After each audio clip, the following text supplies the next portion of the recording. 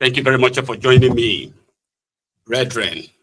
You know what to do. After reading the caption of the broadcast, please read the description of the broadcast as well. Then like it, share it. Invite your friends and your not so friendly friends as well, and tell them to join us. Maiyegun today. Maiyegun is live. And tonight, we are starting with this, what seems like a sensational news of the revocation of Professor Soyinka's American green card.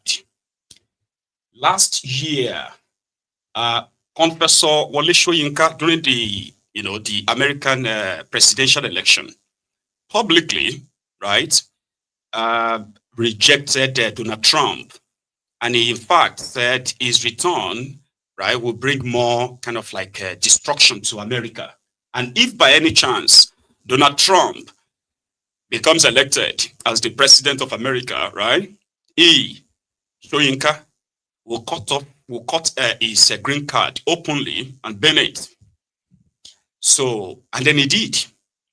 And when he did, it was posted online. So somehow, people said the green card that Professor Soyinka cut off and shared with us online was actually an expired card that is only trying to make a statement, because you don't cancel your green card by just cutting it off. Do you get that now? However, it seemed the Americans have taken it serious. Professor Soyinka is about 90 years old. He's an old man. And being an American or with an American green card serves no real kind of direct benefit to him. He could be anywhere in the world he wants to be at any time when it's needed. So the stunt of saying that if Donald Trump becomes American president, he will cut off his green card now seems to have been officialized. So I'll give you a throwback, and then why the confessor had to speak directly to the press, more or less like complaining, by the way. So he said he received a letter that asked him to go and reapply. Obviously, probably will be denied. So Confessor Soyinka, that day that he shared with the world that the green card means nothing. We're curious, really are genuinely curious. Yes. I'm going to show you something.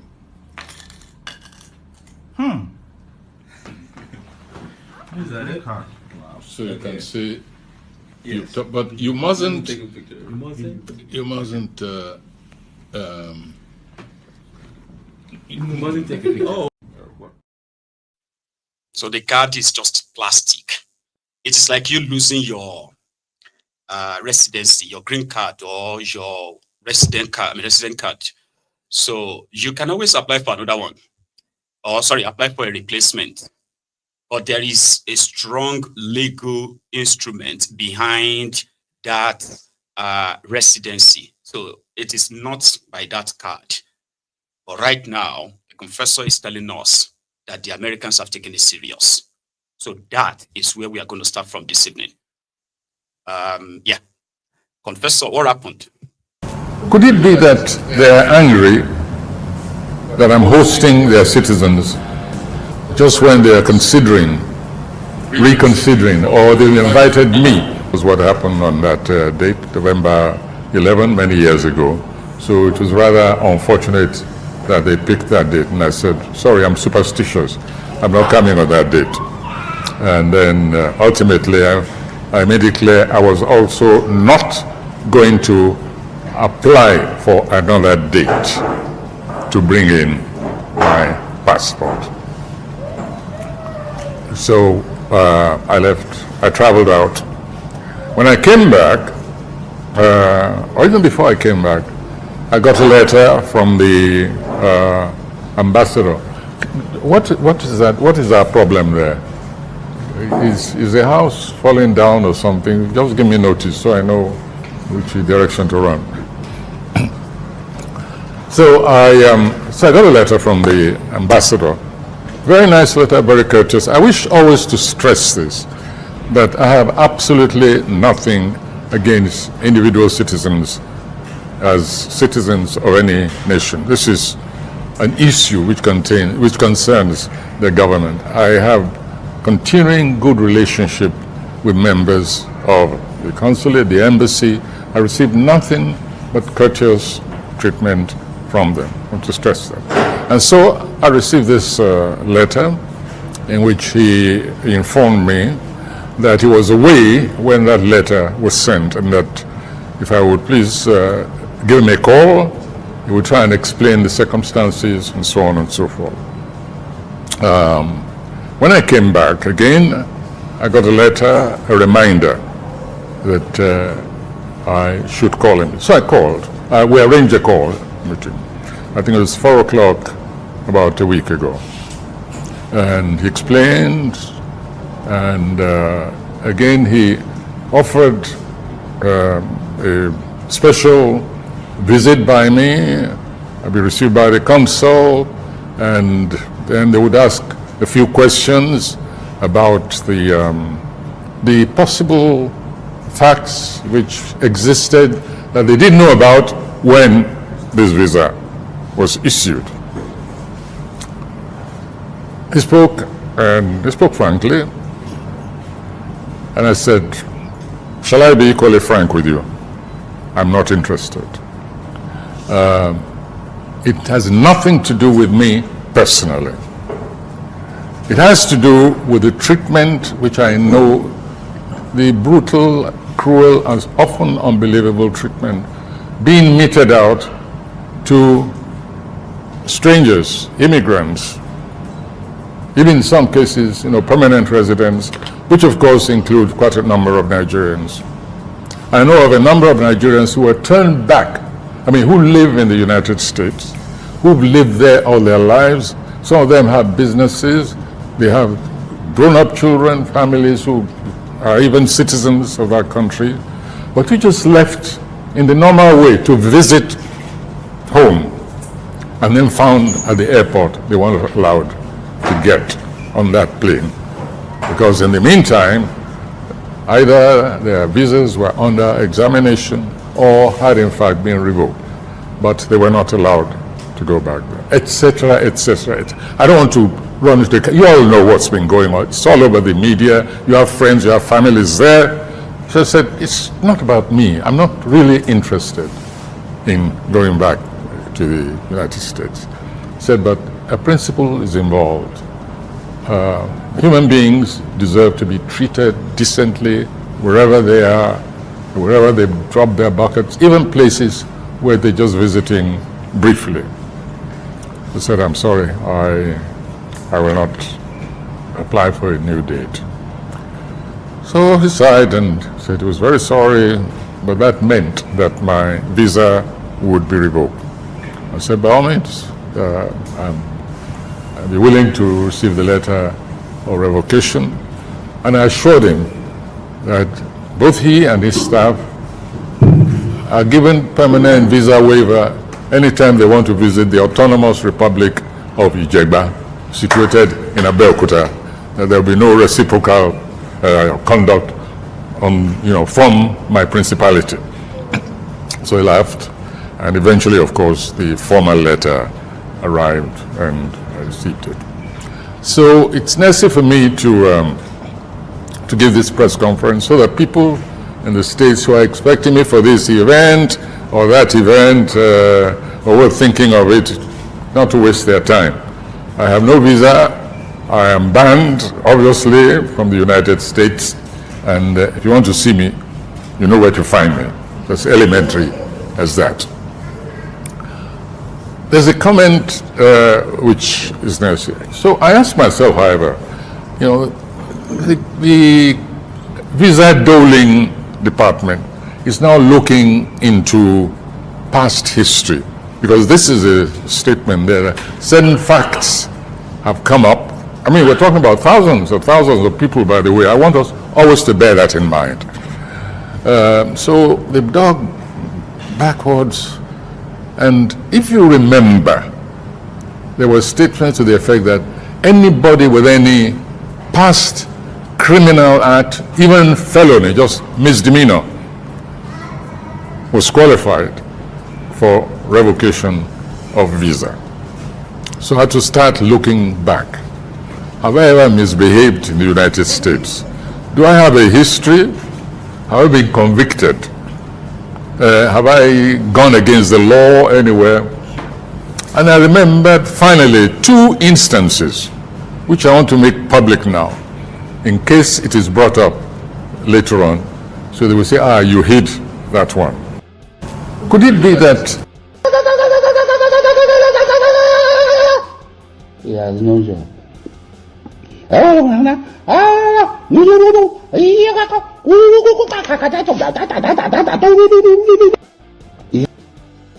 Before I go on, let me postulate from the Franz Fanonian dictum,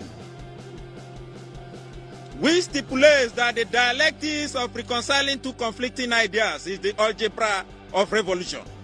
The overbearing intervention of the state government had further exacerbated oporombium and amounting to sadomasochisms.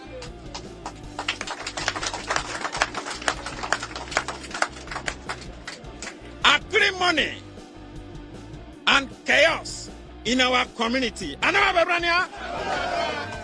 It was a contumelious stratagem by political jobbers to siphon monies. We suffer what we call political axivia nunantorum. Conclusively, we are a microcosm of the issues in the Niger Delta in the macrocosm. In the microcosm. Confessor Soyinka said, no, I'm not bothered. Right, I was invited to come to the office, to the embassy. I was received by the right.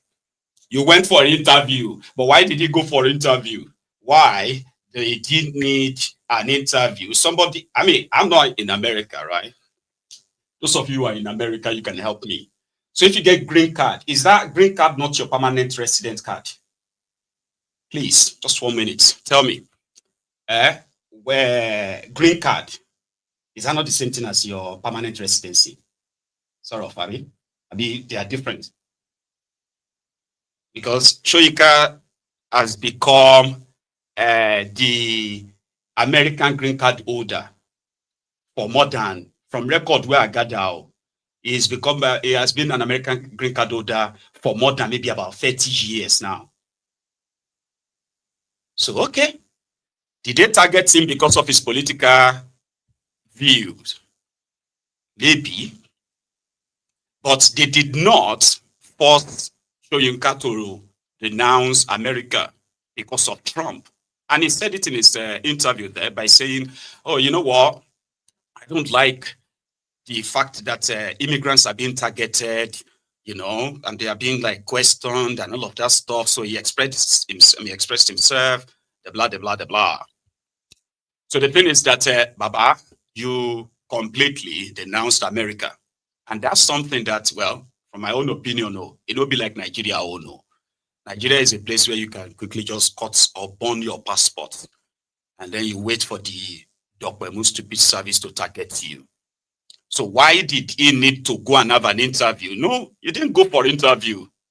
He went there, out of respect, they told him that, sir, we have, we have the authorization to revoke your permanent residency. Okay? And these are the reasons. But, because of your reputation and the rest of that, we just have to do this way. So the shock of me was the reason why Baba had to call a press conference. So that, other people all over the world will begin to talk to America, talk to the embassy. Like, you can't do that. You can't embarrass him like that. Why did you do that? Because of his blah, blah, blah. No. Soyinka's residency got revoked because of this. We're curious, really, are genuinely curious. Yes. I'm going to show you something.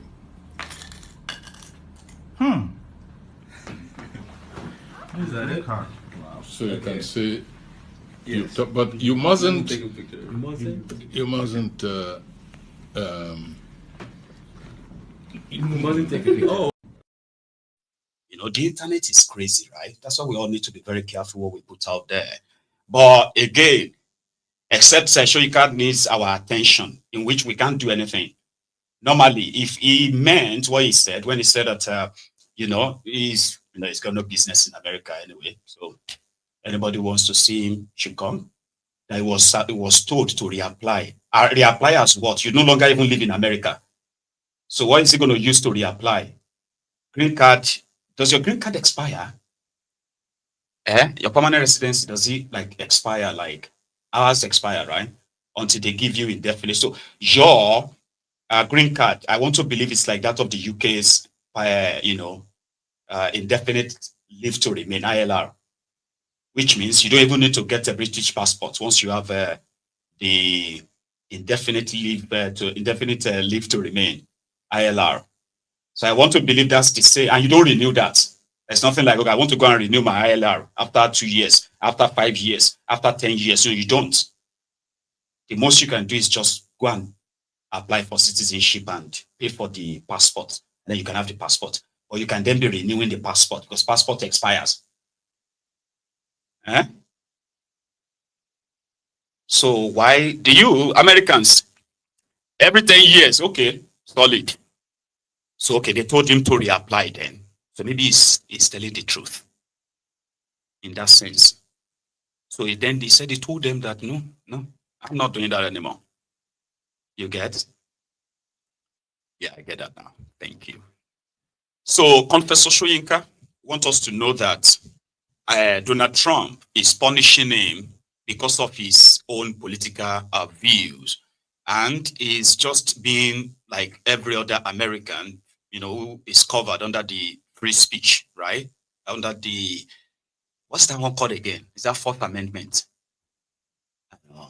I'm actually going to have to live in that America so I can learn a lot, right? And when he's told them that he wasn't going to reapply, he's not bothered about it anymore. And they say, well, sorry, and we just have to let you go. So he was talking something about the criminal background of people who they are investigating, where they have been, which countries they have been to in the last few years and all of that. That he kind of questioned himself at a point, have I committed any crime anywhere? Sorry, have I committed any crime anywhere that I'm not aware of something or convicted of something in the United States?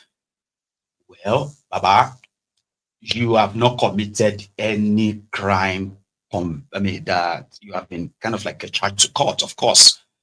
But we all remember when you said years back of how you were dealing in Thailand, the Thailand rice with Tifnumbu, when you were kind of importing rice from Thailand. And we all know that at the time, Thailand is, you as a person, right? You've never traded in rice. So others believe that, you probably should remove the R and leave the I's. Maybe Americans feels or their findings was maybe you were trading in ice, not rice. That your Thailand deal then, right? With Tifnumbu, because Tifnumbu is believed. Okay, First Amendment. Idea matter. So first, your free speech and all speech is covered under the First Amendment in America, meaning if I abuse you, I can say anything I want. I can say anything. Okay, guys, I can be if I catch you, I go, I can say anything that ordinarily could actually get me arrested, but I'm not to be arrested.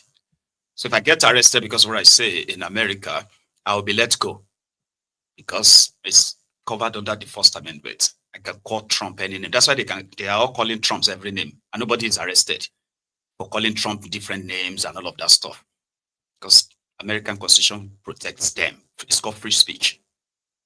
So if I call you madman and you get mad, call me madman too. You can't say because I call you a madman, this or that, then you have to kind of bring your military or bring your police to, nah, or not. If you are not in America, you probably wouldn't even imagine how that actually works, right? So we'll leave the confessor and the American trouble. So whatever America found, this is speculation, by the way, so I'm not I'm not saying that's the reason, but we all know that Professor Soyinka never traded in rice, never in his history. And the man he said he was trading rice with was a drug dealer, a heroin trafficker. He forfeited 460,000 US dollars to the United States of America, proceed of heroin trafficking. And today, the certificate forger is the president of the contraption, Nigeria, and he's a friend to the confessor. Show me your friend, and I may be able to tell you who you are. Is that not what they say? A woman became president of a country, not by election, but just by the demise of her boss. Magufuli died in Tanzania. Samia took over. As a woman, I bet the Tanzanians who are today on the street asking her to go, calling her dictator, a tyrant. Years back when Samia took over, they possibly felt like, oh, see miracle. The men-dominated space, a woman has finally emerged. This should be a blessing for this country. No. Many Tanzanians are now feeling like Samia's leadership. It's Samia Suluhu. Our leadership is now laden with, the innocent blood that are now streaming on the streets of Dar es Salaam. So all over the country, before today, because today was supposed to be the Tanzanian's presidential election. Tanzania practice multi-party democracy. They've got a lot of candidates like Nigeria. There are supposedly two major ones. The first one, the ruling party, and the second, possibly the coalition of the opposition, in which, in such country, citizens would always somehow tilt towards this opposition. So it's now left for the ruling party to let democracy thrive. Unfortunately, to Samia, in Tanzania, she is running against herself, but she's still not satisfied, right, by bringing the military, the police, to clamp down on the citizens who are asking, like, why would you want to go into an election and your major oppositions are either banned from participating or they are currently standing trial for some frivolous charges of treason or what have you? All of this to take out all of the supposed contenders, and then he's left to be the main contender, except for those remnants called mushroom political parties. So Samia became so much of a terror that she's so afraid of her own self. You are in government, your predecessor, Magufuli, is praised before his sudden death, right? Magufuli was praised for turning around, the country, so much that he is considered as one of the Africa's brightest. Do you understand? Africa's brightest when it comes to leadership. Then he died. Samia advised, took charge, and started putting together a plan to succeed herself and become substantive, now elected the president. The country is not feeling great. People are lamenting, complaining. Our political party are now being blamed for the economic woes of the country. So election was coming. Rather than appeal to the best side of our own citizens, she mobilized the military. Guess what? The police chief even told the protesters then that if they are caught, they will be beaten like dogs on the streets. People are like, no, we can't go into an election like this. This is already rigged election. So no result should be announced until you release the opposition contenders. Baba, it's so easy, right? Me, I'm the president. Okay. Now there is an election and I'm going to run for office properly. So in Africa, maybe I should just take all my oppositions away, accuse them of something, right? Get them disqualified, some of them banned, other states standing trial, but the election continues. So she was seen this morning in Tanzania where she voted, and they made the whole scene look more or less like, everything was going fine, but not. So I am going to take you to Tanzania in this next 10 minutes in part. But we're going to start with the character, I'm sorry, they speak Swahili, all right? And you may not understand Swahili, but you will understand what you are watching, I promise you, okay? So the police chief, right, said they will beat the citizens on the street like dogs. They have been armed, they were shooting all over the place, but guess what? The more they shoot, the bigger the protest spread. In fact, it is currently being reported that this may even be a shocker that the security guys, or should I say the establishment, are currently more or less caught unaware. Okay? And this could get out of hand, just like what they have in Cameroon, right? But let's go to Tanzania first. Here. Au wanaofikiria kuandamana kwa siku ya kesho watapata tabu sana. Nasema watapata tabu sana.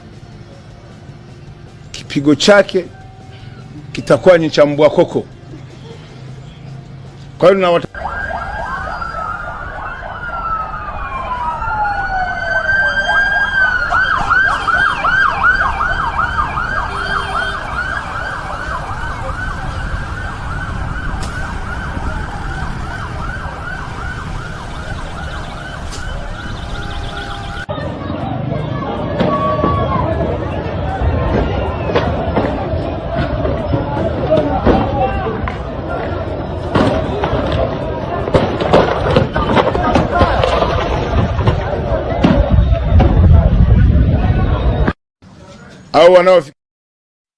because they found out that some of the ballot papers have actually been thumbprinted, some of them, and all the votes are for her. So they are now saying, no, there won't be any election, and if they should announce any results, it will now lead to a full-blown revolution. Full-blown revolution. So I'm going to take you back into the streets. All that happened across Tanzania today. You know, you have especially their capital and the surrounding cities too across the country. So here we go.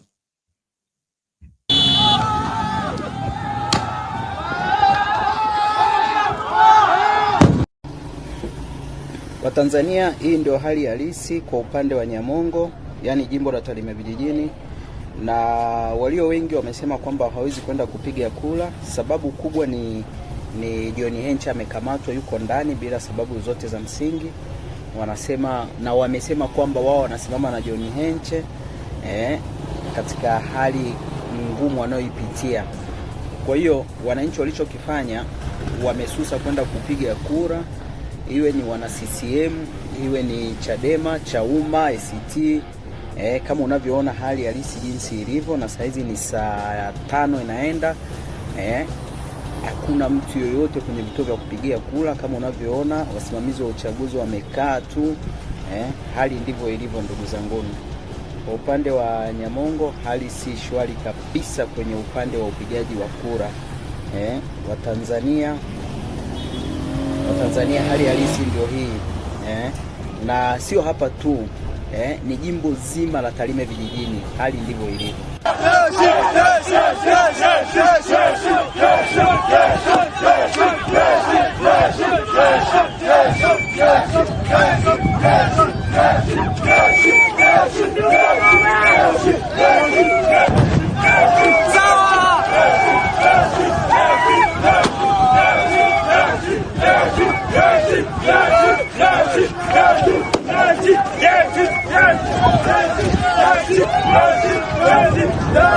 Yes!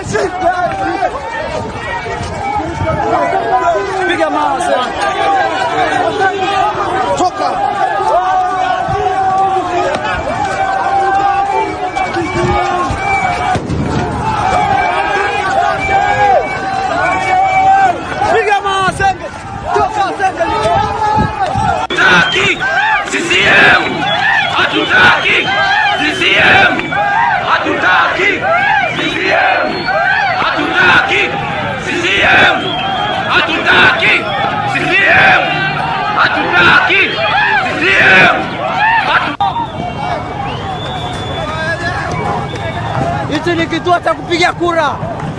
Hamna kupiga kura hapa. Oh, tupo barabarani kule.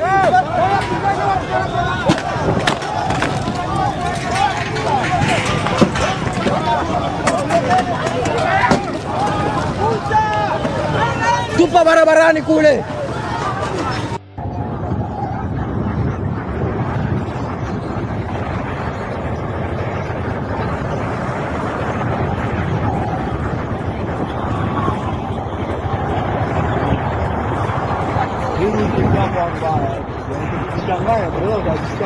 Kabla maandamano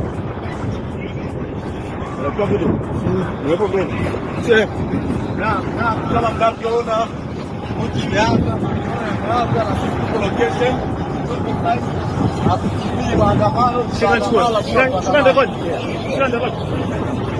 ipo live. Tupo site, maandamano yameanza na hakika lazima tuandamane mpaka pale serikali itaposikia wakuu.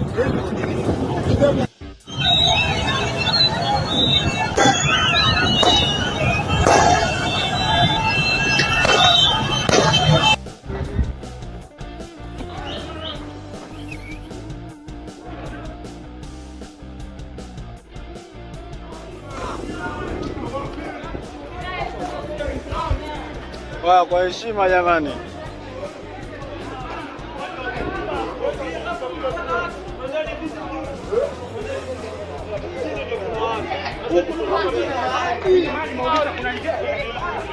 Hapa wanajeshi wameshaingia kati. Polisi wameambiwa pembeni hapa. Oa. Wanajeshi wameshaingia kati hapa. Wanajeshi wameingia kati, polisi pembeni. Wanajeshi wameingia kati. Wanajeshi wameingia kati. Wanajeshi wameingia kati. Wanajeshi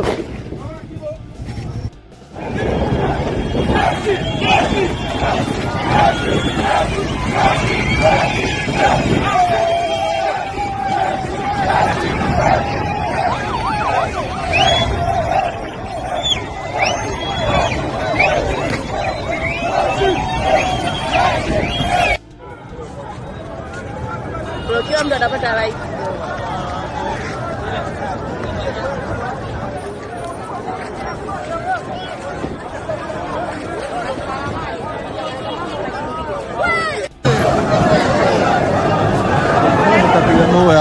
Sijui nikachukua kuku KFC pale. CCM umekataliwa. CCM mmekataliwa. Leo yani vituo vyote kini kituo cha 6 tunateketeza mayo zako Samia. Kuma mayo zako Samia. Msenge kuma mayo zako. Nyinyi hapa matako wewe. Sia sensi. Mayo. Pigia kura yametafakazwa njiani. Hamna kura. Hamna kura. Watu si barabara watengeneze. Tunatandika kwenye matope. Tandika kwenye matope. Kura zinapigwa barabarani. Kama unavyoona, hii ni hadi ya magari ya Mwigulu Mchemba ya Esther. Yote watu wameyateketeza moto. Hapa ni kwa Mwigulu Mchemba.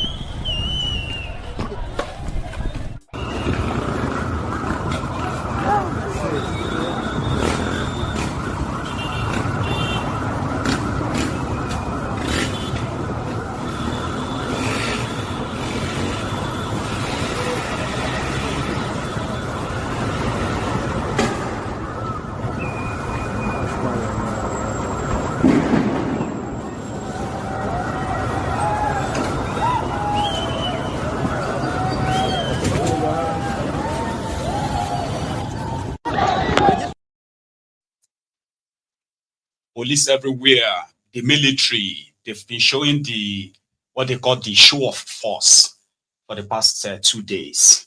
So yesterday, they sent the military out, like they do in Nigeria. They were all parading that anybody that try nonsense, anybody that comes out. But today, they overwhelmed the military. They did. They overwhelmed them in some places, and the military actually joined them without shooting. But in other places, the police were there shooting directly, and the crowd keeps swelling and swelling. And you know something, today, people are not talking about the election of Samia.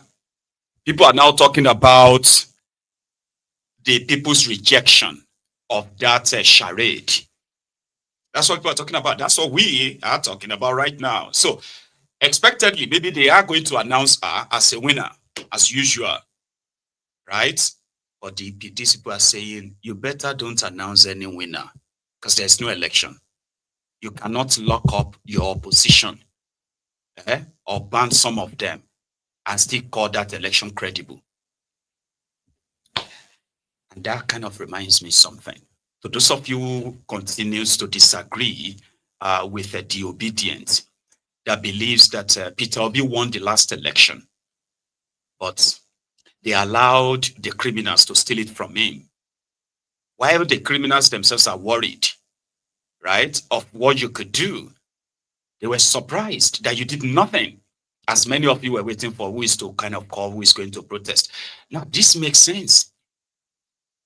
If 6 million people, for example, as they declared, or if over 6 million people hit the streets, you see the remaining people that those of you that they cut off your votes, they didn't have to Peter Obi.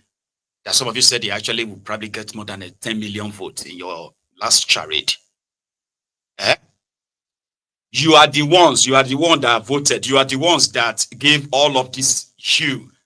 You are the one who wanted to end so you are the one who wanted to end the APC's criminality, or you are the ones who wanted to end the establishment. But when it was so critical, when it was the most critical time,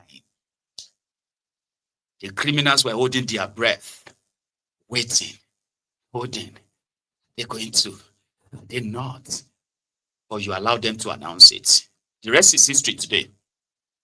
But you see all these smaller countries, which I have observed, from Kenya to this Tanzania, to Cameroon, to other smaller countries who are like outside Africa, you realize that when people are determined that this is what we want, it is not about the politicians anymore. It is about you. Unfortunately, people were like, oh, we are too divided, we are too tribalized, we are doing everybody shall give excuses. In Tanzania, they just won't let the dictatorship pass without a challenge. I'll take you back. Then I'll take you to Cameroon. What's going on in Cameroon? So similar. Watch this.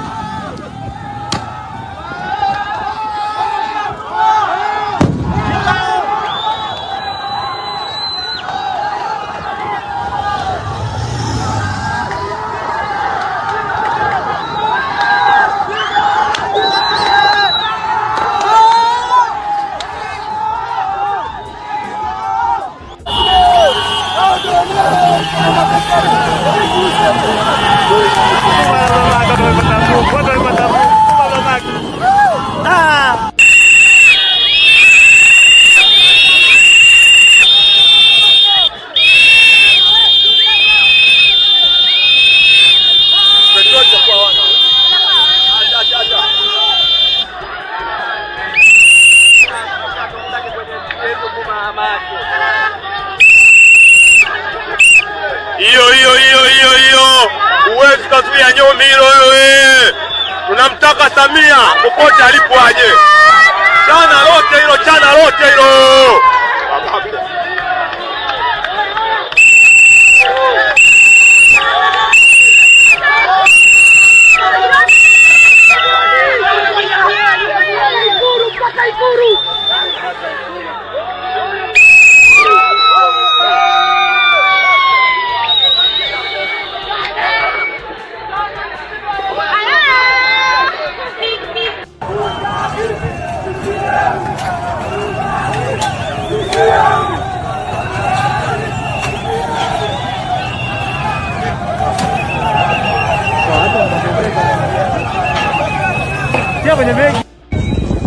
Tokeni jamani, tokeni! Mapolisi wametukuta hapo, wametuacha. Tokeni! Wametuangalia, tokeni! Tokeni! Wanataka muwasaidie tukomboe nchi. Tokeni! Oneni jamani, wametukuta hapa, matrafiki wametupita, wameenda.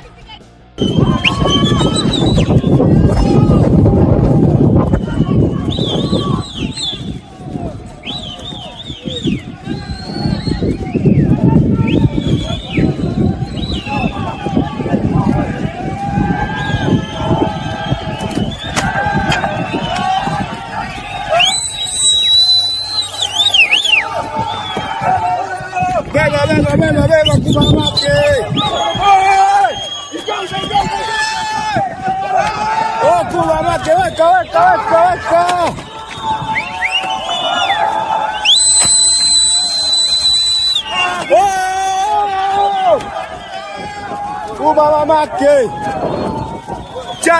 Chana mabango yote kwa mamake. Weka sogeza hapo kwa mamake.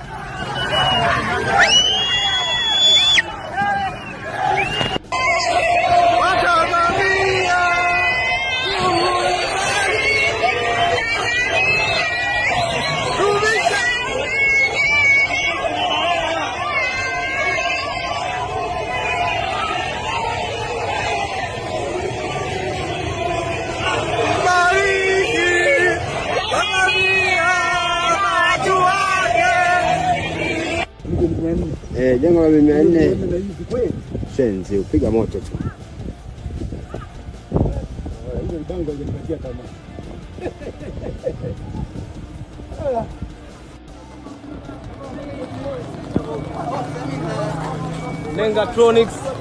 Nengatronics inaungua muda huu.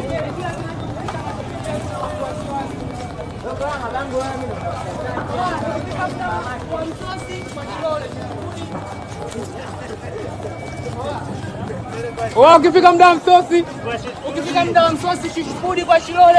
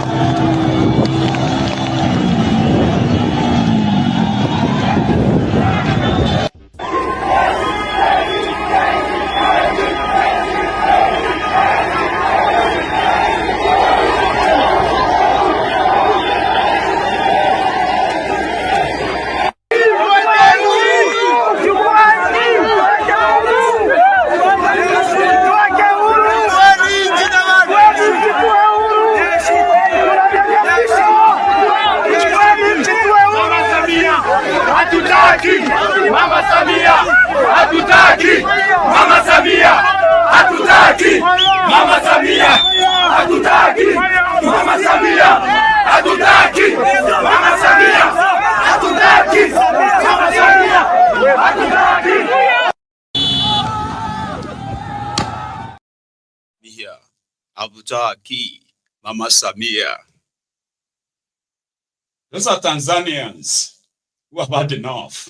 They're not going to wait until they have all of their own heads on the spike for a tyranny to take a foothold in their country. It is what people allowed. They're fester. You know that? And in this instance, politicians are always going to test you. They are always going to try you, try all of that. And it doesn't even happen at once. It happens like slowly and slowly and slowly when they are going to be draining that your supposed right, slowly and slowly and slowly in the name of national security. You know, that's what they do. In Tanzania, in the last 2 weeks, the people in government and their supporters, their main message to everybody in Tanzania was like, don't set this country ablaze. This is the only country we have. It is the only country we have. Don't let anybody push you to go out there and begin to, you know, if you cause all these damages now, it is Tanzania that will suffer. Don't listen to all these people asking you to go out and protest. They were threatening them. Some people were arrested. Baba, it was that bad that those who are members of the political parties, of the presidential, let me rephrase. You see, the presidential candidate of some major opposition parties, right? It is either they have been banned or arrested. You see those ones arrested, they are standing trial, fake trial in Tanzania. Then you see members of their own political parties who want to go and give support to their candidate that the president of the country puts in jail. So he's going to court. They're going to go show him support in court. Samia sent a military rather, to grab all of these people. That they should not go to that court. Why are they going to the court to support? Here you get. They now charge them again for inciting national wahala. So those ones who wanted to go and solidarize with somebody who is running for office in the country, presidential office, they were arrested. That's the drama. Or you see, those people who are, you, that they say this is not right, this is so wrong. We need to kind of deal with these people. Man, people need to rise. People need to fight. They will not say that you won't cause problem for the country. That you are the ones who want to, you're asking people to go out, Abi. Do you know that people can hijack that protest? People are protesting against the actions of those in government, the actions that they are not interested in withdrawing, the actions that they want to force on them. If you question it, that means you're enemy of the country. And everybody knows this is wrong, right? But those who are supporting government feels like it's a time she could use that power. The rest of the country, they are called enemies of the country because of one woman. That's the situation you have in Nigeria. You are watching them destroy the country, impoverish the people, right? You are seeing young people, able-bodied men and women, wasting away because there is nothing productive available for them in the contraption, all courtesy of these criminals. Okay, all of that won't kind of like, trigger your makes you mad. But when people start talking about that, they need to demand. You need to demand for good governance. You need to demand for a country that actually really provides jobs for you, a country that protects you. So you need to stand up and fight. They will say, you want cause wahala. You want to destroy this country. And all of them want to. We don't have another country. Let us all just pray. Let us just pray that Samia can succeed, so that there will be peace in Tanzania. How could there be peace where there is no justice? Like where? How does that happen? Because that's the same thing that is playing out in Cameroon. 92-year-old Paul Biya, who has been in power for 43 years. They've just declared him the winner of a 2-week wait after the election. Paul Biya doesn't even know if he's running for any president. He's probably not even aware a place is called Cameroon anymore, that he is their leader. But you see those who are part of the establishment that are putting all these things together for their own sake, right? So the treatment of the supposed generality of the people. They will make you believe that that is how powerful. Paul Biya is so powerful. There is no president that is powerful anywhere other than those around him who are ready to do his dirty job for him. Yeah? Because the only power the president has in any country comes from the people, the sovereignty that the people gave to him. Do you understand? To act on their behalf. So if he's acting against their interest and they complain, other guys that are put in office who are benefiting from the old rotten system, they will be up in arms. To what? To crush any rebellion against that president. Because if anything happens to him, their job will be on the line. We all saw what happened in Cameroon. It makes Cameroon like a joke. It makes people all over the world feels like, who are those living in Cameroon? Who are the Cameroonians per se? But, as if to say they are not actually pushing back or even trying, despite the internal and external factor that continue to undermine their supposed election. It's so obvious. Then once people reject that, the next thing is going to be, oh, we're going to bring the military out. Warn your children or we'll kill them. Or they will start killing people, picking people up and locking them up so that others can go back and just go and accept their fate.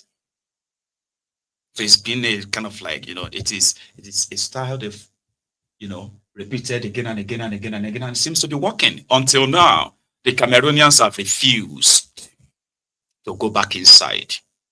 So the government threatens them. I know we don't understand French, but you that understands French, let me interpret for those who don't. I'll come back and tell you what he's saying. Here is a government agent warning the opposition. Chiroma is the opposition in Cameroon. So Chiroma declared that he won the election.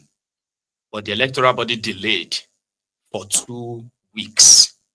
The man that now announced, the head of their constitutional council or something, that announced the winner as Pobia. Guess what? He was caught on video. Not like caught, because they recorded it and put it on social media. The man that announced Pobia as winner was there in his house. His children were there, right? And he was telling them that at least I've delivered your candidate for you now. Everybody is happy. This is how they are celebrating. The person was supposed to be neutral. You there with me? The INEC chairman. This was supposed to be like the INEC chairman. Neutral person. After announcing Pobia and the entire Cameroon is going up in smoke. Here is how they are jolly.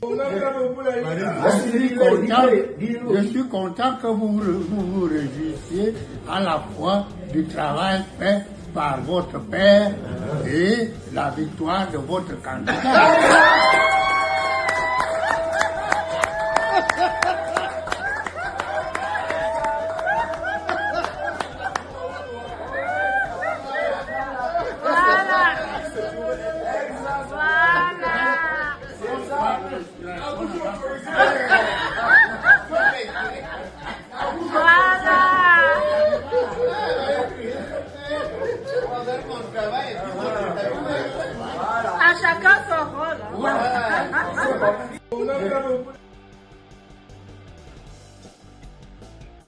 It's like you seeing a video of, it's like you seeing the video of Yakubu Momutu, right? With his children, okay? And who are like the supporter of Pobia. He was telling them, because they are all in government, all of them, their children. These octogenarians, I what they call them. Is there anything after octogenarian? Nanogenarian, I've been nanogenarians. Because I don't say that, octo, excuse me. I think Otto is 8, 80. Sept is 7, isn't it? Septo. Anyway, all those goblins, vermins, who have become entrenched in the corrupt system that somebody like a Pobia, because they have been part of Pobia, so they sustain that rotten system. Now they are threatening the opposition figure because he's blamed for the protests that's going on across the country as we speak. Here is how they warned him. You are warned, and if you don't do so, you will be arrested. Reprimé par nos lois, il devra en répondre devant les juridictions compétentes. J'en appelle une fois de plus au civisme et à la responsabilité de tous et de chacun. Aucune atteinte à l'ordre public ne sera tolérée et les personnes appréhendées dans le cadre des opérations de maintien de l'ordre en cours, ainsi que celles qui tirent les ficelles dans l'ombre, seront déférées devant les tribunaux. Je mets également en garde les médias de la haine qui participent à ce projet insurrectionnel. Ils devront tous répondre de leurs agissements devant la justice. Je tiens aussi à préciser que l'État veillera à ce que l'ordre règne et que la paix soit préservée sur toute l'étendue du territoire national. Je voudrais à nouveau mettre en garde toutes celles et tous ceux, peu importe l'endroit où ils se trouvent, qui à travers les messages séditieux et irresponsables, audio et vidéo, ont cautionné et cautionnent cette imposture du candidat Issa Chiroma, mauvais perdant, qui débite de grossiers mensonges, faisant croire qu'il aurait gagné le scrutin présidentiel sur la base des faux procès-verbaux fabriqués dans les officines du quartier. Il est désormais clair, plus que jamais clair aujourd'hui, que les vrais procès-verbaux issus des bureaux de vote ont prouvé le contraire. Les services spécialisés rassemblent actuellement tous les messages et vidéos mensongers ainsi que les diverses manipulations véhiculées dans les réseaux sociaux contre l'ordre établi, afin que leurs auteurs soient traduits le moment venu devant les instances judiciaires compétentes, au même titre que le candidat Issa Chiroma et ses affidés, responsables d'un plan insurrectionnel dont le but est de mettre le pays à feu et à sang. Malgré ces menaces, je get here, la paix, tout est, tout est la paix. Issa Chiroma, responsible. He will be responsible because what he is doing, according to the guy, is that it's unconstitutional. Like the Constitutional Court has already declared the winner, and that should be it. All these things going on, he will be blamed. And Issa Chiroma himself, the guy, he's not a young man too. Here, his own broadcast. It is partly in English, by the way. My dear compatriot, my fellow citizen Cameroonian, brothers and sisters in the diaspora. Today, a dark chapter in our country's history has come to an end. The Constitutional Council has just announced truncated result awarding a fictitious victory to the outgoing president, Paul Biya. In so doing, this institution has turned away from its mission as a guardian of truth and democracy to become a partisan body and enemy of the sovereignty of the people. Yet, the truth of the ballot is clear.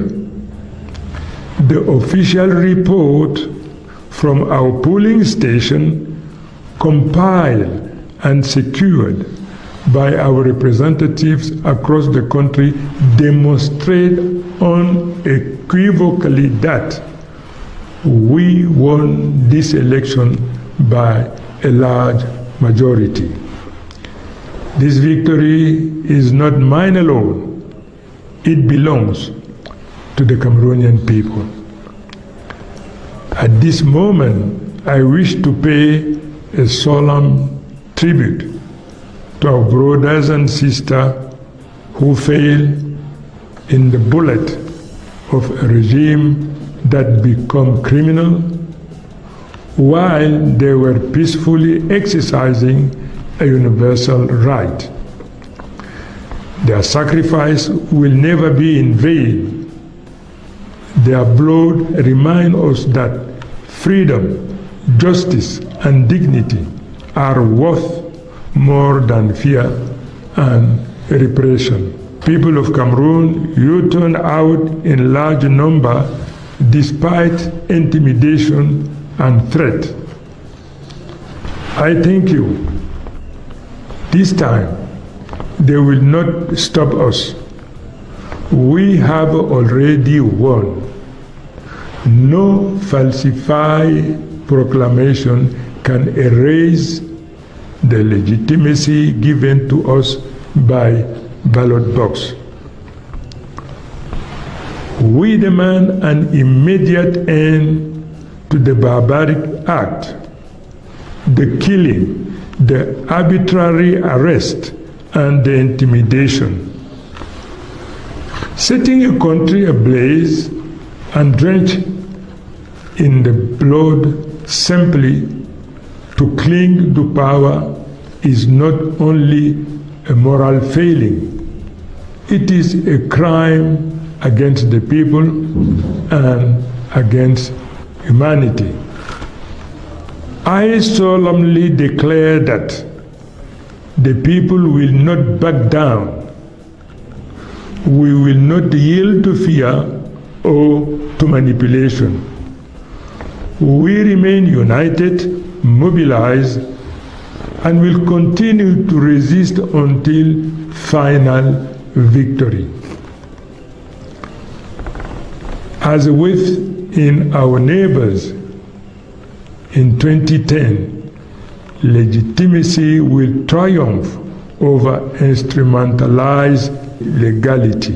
Cameroonians must understand and remain convinced that no one will bring about this change for them, because once again, there is no dignity for those who expect everything from others. The founding father did it. Let us prove ourselves worthy of the legacy that they left us by rising to this challenge, regardless of its complexity and difficulties. The international community must now take responsibility. Everyone will have to answer before history and before international courts for the side they took, the side of the people or the side of oppression. My dear compatriot, the time has come. Let us stand tall and strong, determined, but peaceful. For our strength lies in our unity, and no one can take our victory away from us. Long live a free Cameroon, long live the sovereign people, and may God bless. Amen. So that's Isa Kiroma, the opposition candidate. You see this setting, right? They went for an election 1 second ago. So they went for an election. The election got rigged, but still they kept all of their own votes and counted enough to say they won. The people knew that they didn't vote for Biya. They knew. So at the moment they sensed that this is what they're going to do, they hit the streets. They said, no, this is not going to happen. Right? And then the candidate comes out to say, I support your fight to reclaim your mandate. I'm with you. You will not be intimidated. I will not be intimidated. I think that's how it should be. But it's not going to be like that. It's not like that in Tanzania, when the Tanzanians have their own grouses with the system entirely and the president, because maybe some of them were even going to still vote for Samia. But with Samia's actions and the rest of that, they are just like, no, this is not fair. You have to make an election free and fair and let the people decide. You don't decide for them. You don't tell them who they can vote for or not. The system will clear them. The people will then choose them or not choose them. You don't take them off the scene so that you will be the only contender. Back and forth, it all comes to you. So the people knows that. So that the politicians they are also rooting for cannot really be trusted. It's a different ball game. You feel me? Yeah. Issa Shiroma is 76 years old. If he becomes Cameroon's president, that means he's going to spend 8 years. So 8 years plus 76 will take him to 84. He will go for second term, and they don't have term limits. So from 84, he will go for second term, then he will be 92. And then those who are behind Biya, because Biya's era will just be gone like that after maybe about a few years, then it will be Issa Shiroma. Then they are back in the same journey, the journey of the geriatrics, you know, the geriatrics, the democracy in this Africa, part of Africa is like the government of the, geriatrics, for the geriatrics, by the gerontocrats. That's another one, gerontocrats. How do you think the people of Cameroon themselves, from Yaoundé to Luanda and to other places across Cameroon, on this matter? I'll show you. It's not that long, that like that of Tanzania, right? It is very, very effective. As we speak, there is smoke everywhere. That's why I said that Tanzania is boiling, Cameroon is boiling, and Nigerians are watching. Yeah.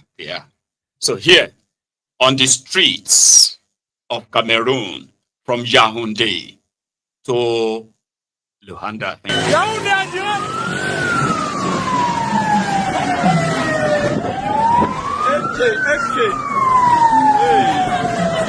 C'est là où je prends mon idée. Il tisse le courant. Mais le négro là, il tisse le courant.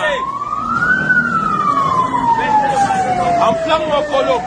Mokolo en direct là. Ils ont commencé. Mais en plein Mokolo, ils ont commencé. En plein Mokolo. Il va revenir tirer de son côté, il va revenir frapper par ici là. Voilà les manifestants qui attaquent le commissariat de Bamare. Marois deuxième, on lançait des pierres. Les manifestants. Voilà les manifestants qui lançaient des pierres au commissariat de Bamare. Voilà les foules. Voilà les foules. Commissariat de Bamare. On lançait des pierres. On a attaqué le commissariat de Bamare, mes chers frères. Voilà, Marois a commencé. On a attaqué le commissariat de Bamare. On a attaqué le commissariat de Bamare, mes chers frères. Gani membeba?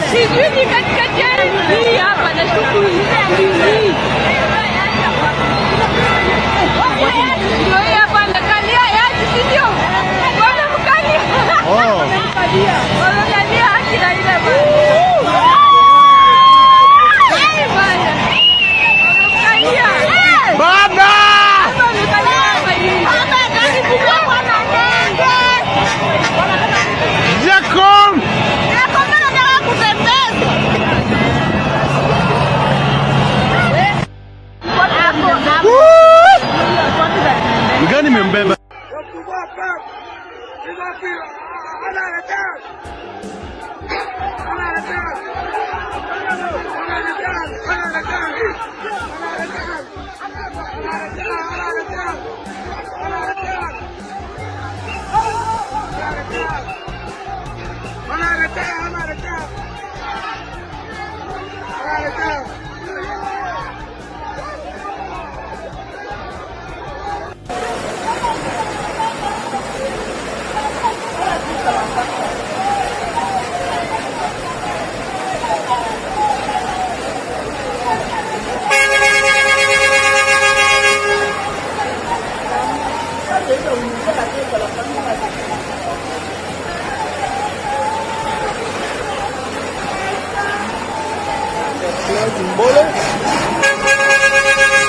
No.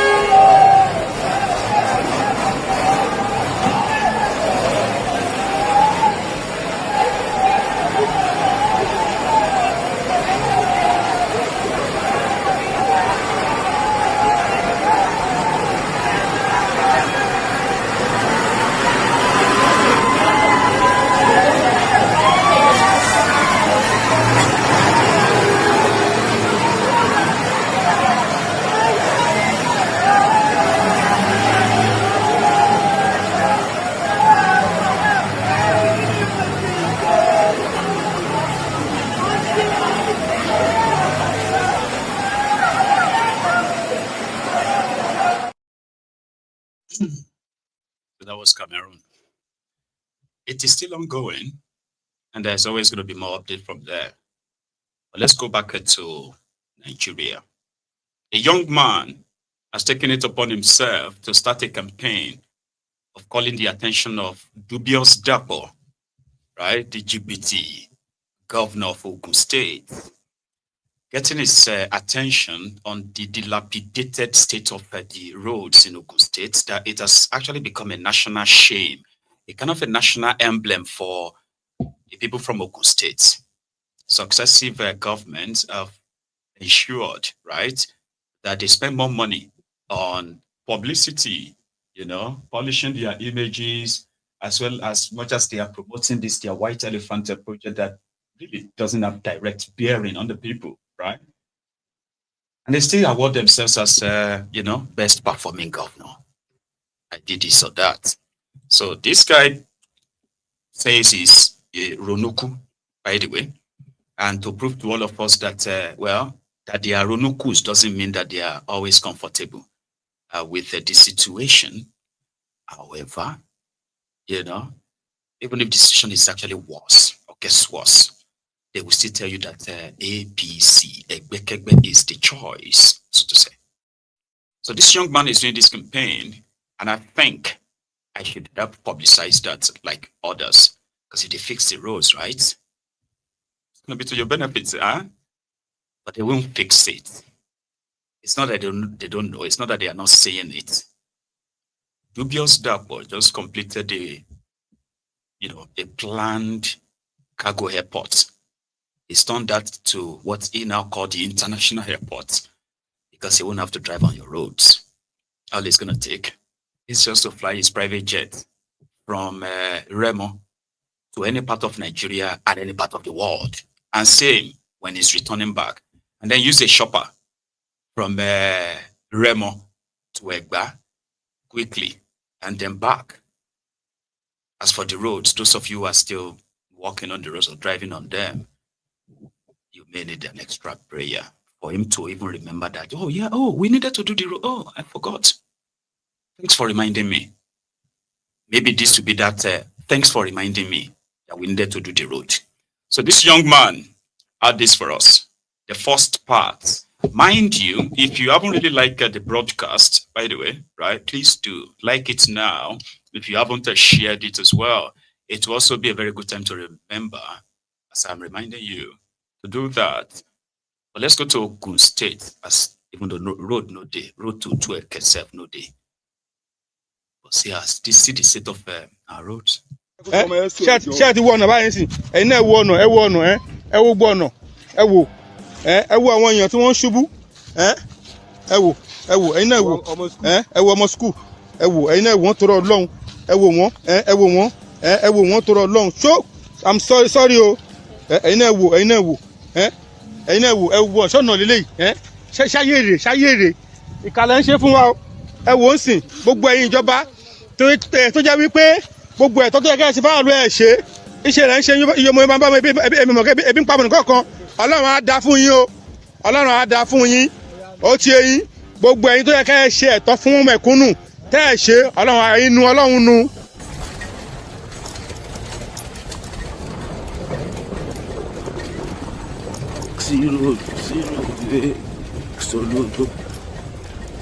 They won't scatter finish. See people have saved on the phone. See people has done before because of erosion, no drainage. The house comes scattered through. So it was a little day busy. They walk up and down for a club around about something where you never be finished. See what erosion they do here.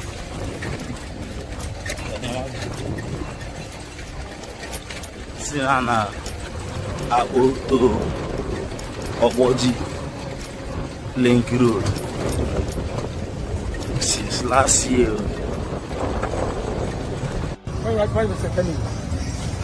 Now, dear Governor Dapo, this is Sango Ota under the bridge. We have come again on behalf of the 70% population of Eastern Ogun State by the name the United Churches. We have come to show you the state of this road. It is Sango Ota under the bridge. 2 years ago, I was here to call your attention to this road. It was little that was broken. After we shouted, some of your boys came, they pour only sand. Now, for the past 6 months now, this road has become condemned. No one could pass through this road again. This road leads to Lagos State, it connects to water, and here is Sango Alijoko. Now, this road now is condemned. Anyone now going to water, whether enter through Doju, or anyone going to Sango, we enter through Doju, or else they pass through this bridge, then they go and turn. Now, this is part of the road you said you have repaired. This road is not done. And we have it on good authority that the highest allocation are coming out to all the states from the federal government. We have it from Federal Account Allocation Committee. That huge allocation is coming to every state now, including Ogun State. We have seen other states. Oyo is doing well in terms of road. Ondo is doing well, Ekiti is doing well, but Ogun State is doing nothing. You have just 2 years, and with your body language, it's not clear you're going to do anything. Now we have come to warn you. We give you 2 months to start this road. If by end of this year nothing is done, by next year we are going to petition the House of Assembly, we are going to petition the ICPC and EFCC, and we are going to report you to God. My name is Mr. Soyinka. Yes. This is Lemode Ifo local government. You can see how deplorable this road has become. This is the road that connects Abule Joko to Agbadoja, Lagos State. Look at this road. Look at the people that live in this locality. Imagine what they are going through. We just spoke to a resident of this place. He said they are choked. They are tired. They can't stay anymore. All the shops are closed. People are looking for a way to relocate to Lagos State. Now, this belongs to Ifo local government. Are you aware that in just 1 year, Ifo local government has received up to 7.8 billion naira from the Federal Account Allocation Committee fundings? According to Foundation for Investigative Journalism, Ifo is receiving minimum 400 million from the federal government every month. The president is fighting so that people at the grassroots can enjoy the benefit of democracy. The man is doing everything at the central so that people can feel the impact of his government. But most of these governors are not doing well, especially our governor in Ogun State, Prince Dakwa Biodun. It is time for us to keep shouting. If we are quiet with his body language, he will leave this road like this after 8 years. He has spent 6 years already, only 2 years ago. And when he had the stakeholder to submit the list of the bad roads in Ogun State, they submitted 120 roads that needs repair and construction. Now imagine 120 roads like this in one state. automatically the economy is paralyzed, agriculture is paralyzed. In fact, we are a poor nation. The bank coal will follow. They say firewood not smoke. They say we need to plant more trees. And they are not giving us money.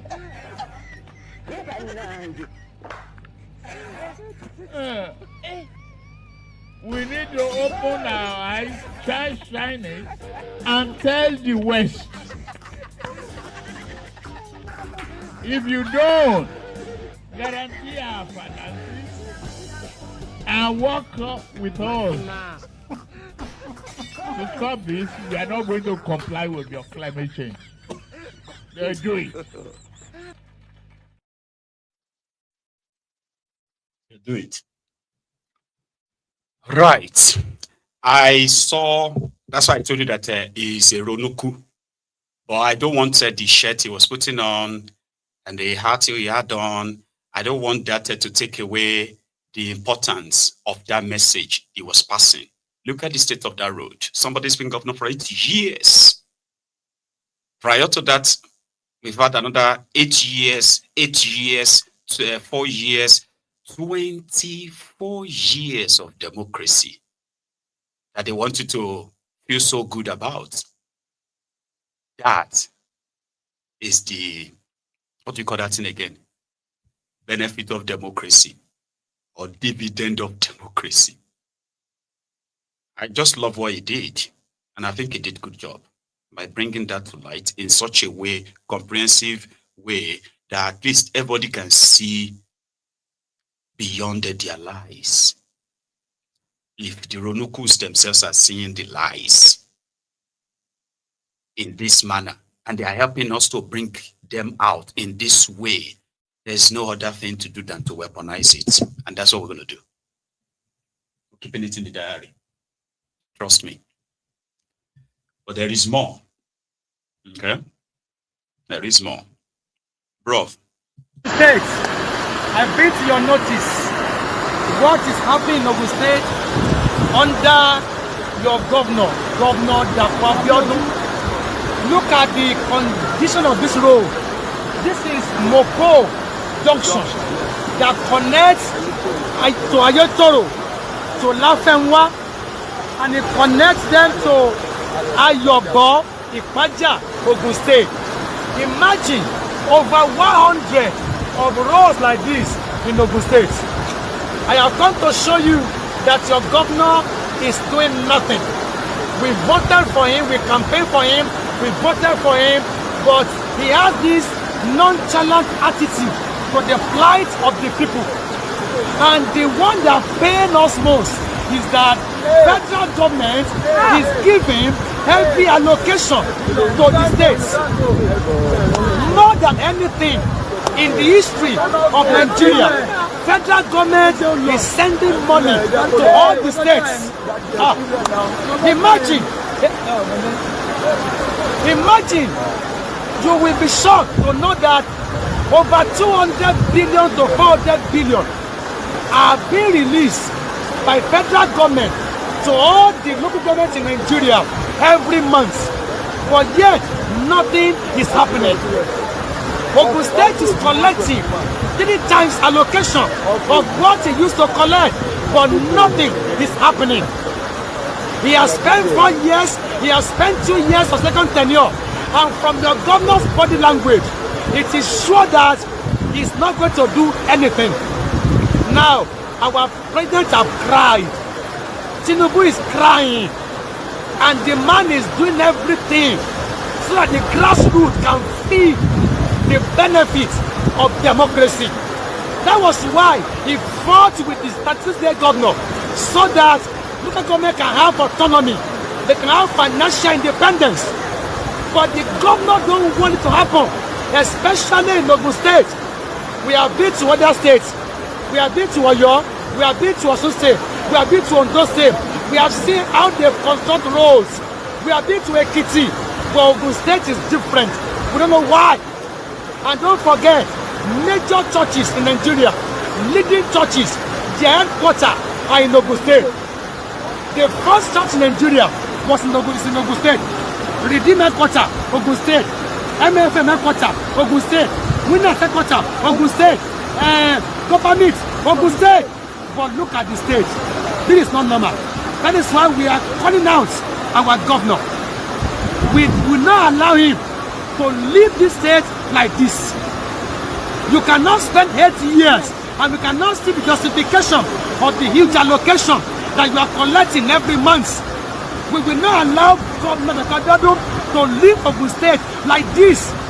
At least you must construct 60% of this road before you leave. And that's why we are giving him 2 months to start visible work on this road. If nothing is done by end of this year, by January next year, we are going to House of Assembly. We are going to petition the governor. We are going to EFCC office. We are going to petition the governor. We are going to ICPC office. We will petition him. And above all, we are going to report him to God. Viewers, we need your comments. We need your...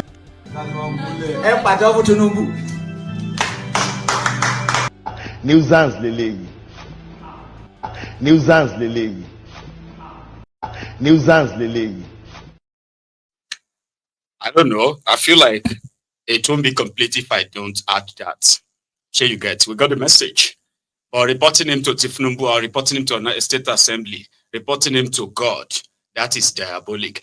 Baba, this guy was wearing a Jesus hat. On top call loose shirt. That's a different thing. So yeah, anyway, it won't be the first to show us the state of roads in Ogun State. They are very, very terrible. Okay. And intentionally, whenever they even try to do the project, wherever they did the project, there's a chance that some of them will be substandard because of this corruption. On Monday, the citizens of Imo, they were surprised that the ICC center that was commissioned by Tifnumbu a few weeks ago in Imo State, that the entire roof had caved in. How? How is that? This is a new project, multi-billion naira project. How could it just like the roof cave? Immediately, on social media, this was 2 days ago, immediately, the social media bandits, Facebook adsmen, Defender for Hire, Imo State branch, they quickly jumped to the defense of Oplesus Otemba by saying, you know, enemy of Guinea, where did you see that? I still passed there today. I was in front of the place. Now. There is no good, there's nothing there. Nothing happened. Everything is fine. You enemy of... And so this guy, Convex, go there, come make video. Said, you go. Newly completed, multi-billion naira projects. ICC conference, conference center, International Conference Center, ICC, Oweri, Kilo Sherufwe. Look at it. This is the new IICC. This is the roof. This is the new IICC. You see the environment. Makande Thomas Oshiago, look at the roof. The roof has gone down. It has sunk. It has sunk. It has sunken. Look at the roof. Ambrose Nwogogo that is saying this is fake news. John Okoye, Leia, it's our old video that we are lying. Look at the new IICC. The roof has sunk. It has sunk. It is sinking like a sinking sand. Lay the roof. Look at the new roof. Look at it. This is the new IICC. Look at the environment. Lay the newly demolished Freedom Square.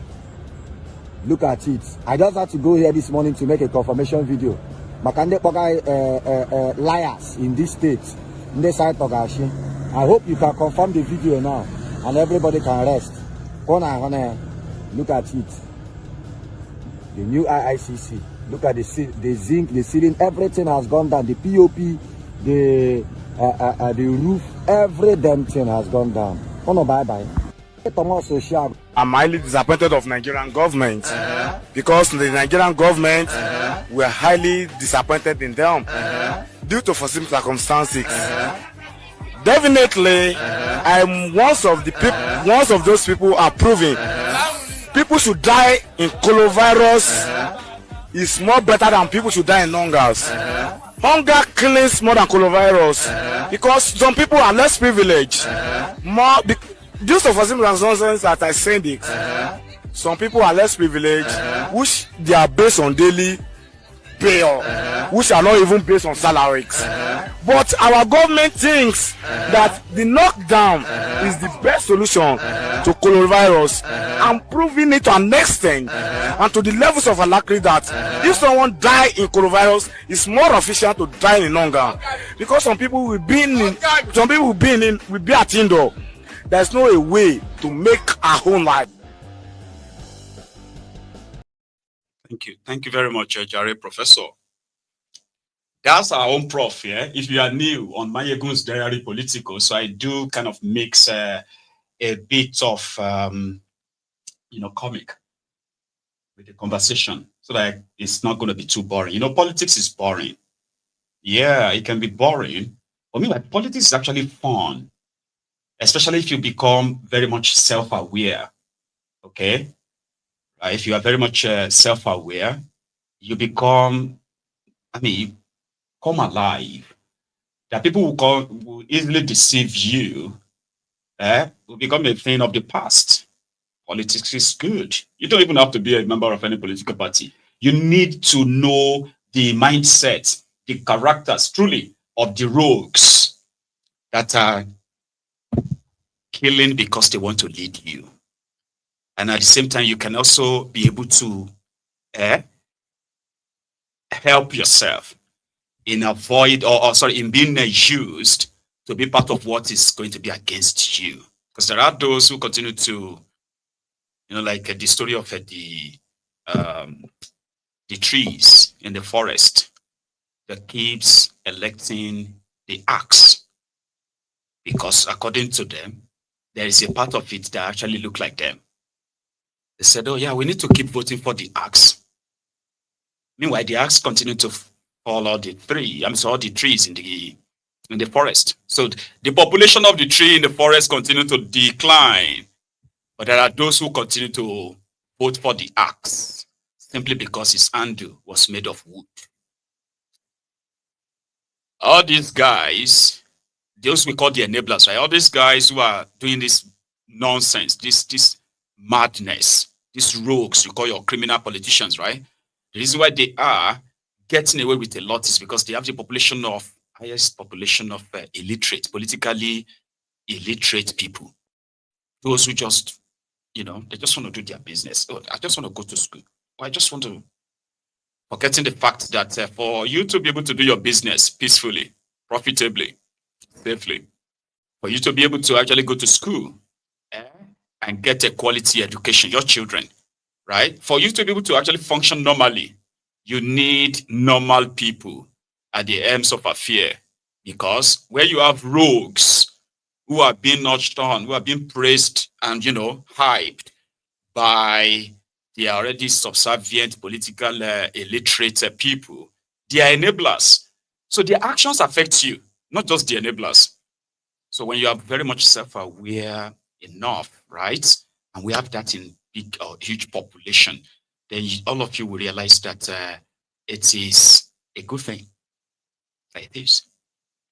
Now we are going to go to Lagos. Okay.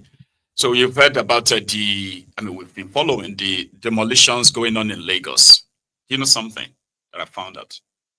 All the houses they are demolishing in Ikorodu and a few other places across Lagos, they are reselling those lands. Now, this time they are selling them to consortiums who happen to be their own friends, who will then start, after chasing people away, they will then build housing estate, or housing, what do you call that thing, like all these properties for sale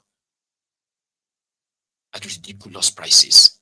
Maybe in another 15 years, they will come again and they demolish the whole place to resell it again. Oba Oworo is already using his own image, Kabiesi image, that they are using for the advertisement of the houses that they are going to build on the lands that they have just grabbed. GRV, Badebo, Revival, was there just about 2 days or so ago. And he spoke to these victims. their fate is sealed. The state government is not on their side. And there are some of them who felt like they were used and dumped. Unfortunately, that's their stock in trade. Let's go to Lagos.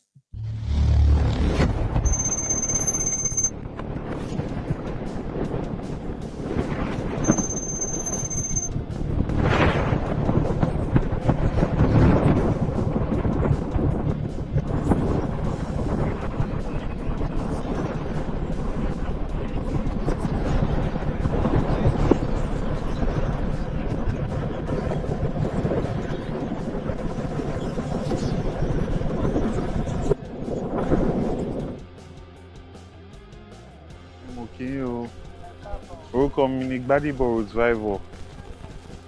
Èmi ni olùdíje fún ipò gómìnà ní ọdún 2023 for lábẹ́ àsíá Labour Party.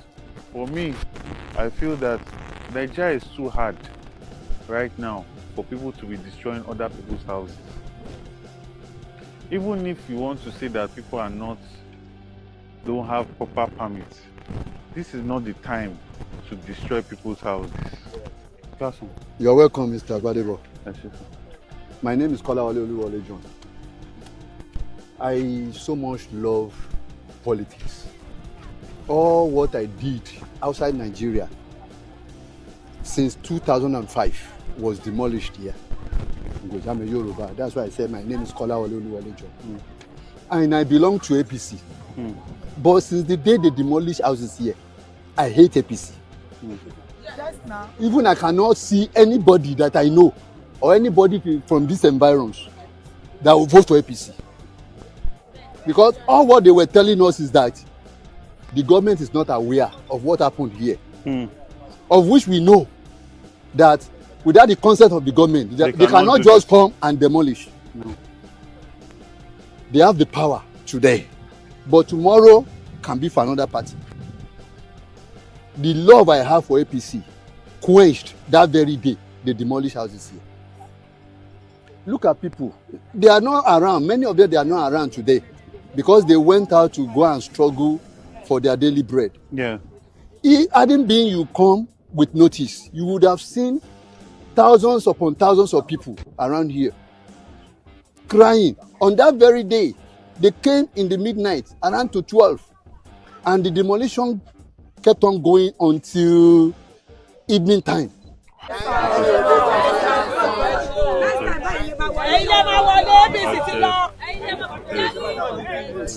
Well, we just brought some small materials just to say my heart is with you, and just to show empathy.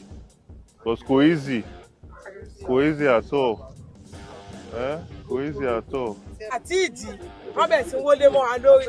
Ilé méjì mo ní bí báyìí ọ̀pọ̀ gbogbo ẹ̀ pátá anytime kókó bẹ̀jẹ̀ pé gbogbo ọjà ta pa wíwo ni mo ṣáà mú ọmọ mi àtàlàfíà ààrẹ anytime mú kọ̀ọ̀kan jáde ọgbó gbogbo ẹ̀ mọ́ alọ́ fàájì olíwò láti ìgbà yìí ta ni mò ń sùn ṣé àmì kọ́kọ́ sì wà tàtẹ́ bá lọ sí màá fi wọ̀nyí bí tí mò ń sùn mọ́júmọ́ ẹrù mi sì wà ń ta ilé tí mo fi odidi ọdún mẹ́rin kan ọ̀dẹ̀ déńjọ́ kan ṣọ́ ọ̀dẹ̀ wo gbogbo ẹ̀ kò pé ìṣẹ́jú kan tán fi wo ọ̀sán mi tẹ̀ tó nílé mọ́ ilé méjì mo ní bí wọ́n dẹ̀ wo gbogbo ẹ̀ kọ́ ṣe àánú akọ́jọ torí ọlọ́ ìyá yìí ti pọ̀ jù sọfálẹ́sì yìí ti pọ̀ jù ó ní olóde méje lónìí ìyá yìí ni máa ń sùn lẹ́ẹ̀kọ̀ọ̀kan tí máa ń wẹ̀ lọ́dọ̀ wọn mi tí ìwẹ̀ látara ògbà tó pé lónílé ni mò ń sùn ọjọ́ ìyá yìí ni máa ń sùn kò bójú mi adélébọ̀ yẹ opó ni mímí ò lọ́kọ àdàgbàdàbà ni mo gbọ́ ọmọ mẹ́fà ló wà lọ́wọ́ mi tí mò ń gbé bùkátà. àwa ibi building máa ń rìn níbi ìjọ kan náà dẹ̀ náà fọ without permission. Orúkọ mi ni Afis Bello. Good afternoon, Mr. Gbadebo. Good afternoon. Gbogbo ìjọba wọ́n kọ̀ dé suddenly lójijì without notice. Lóru ní kọ́bí 12 náà bẹ̀rẹ̀. Lágbára ta lè bá jọba pọ̀. We don't have any power to fight with government. But right tọba ní tọmọpá náà ni kọjọ kọ fún wa.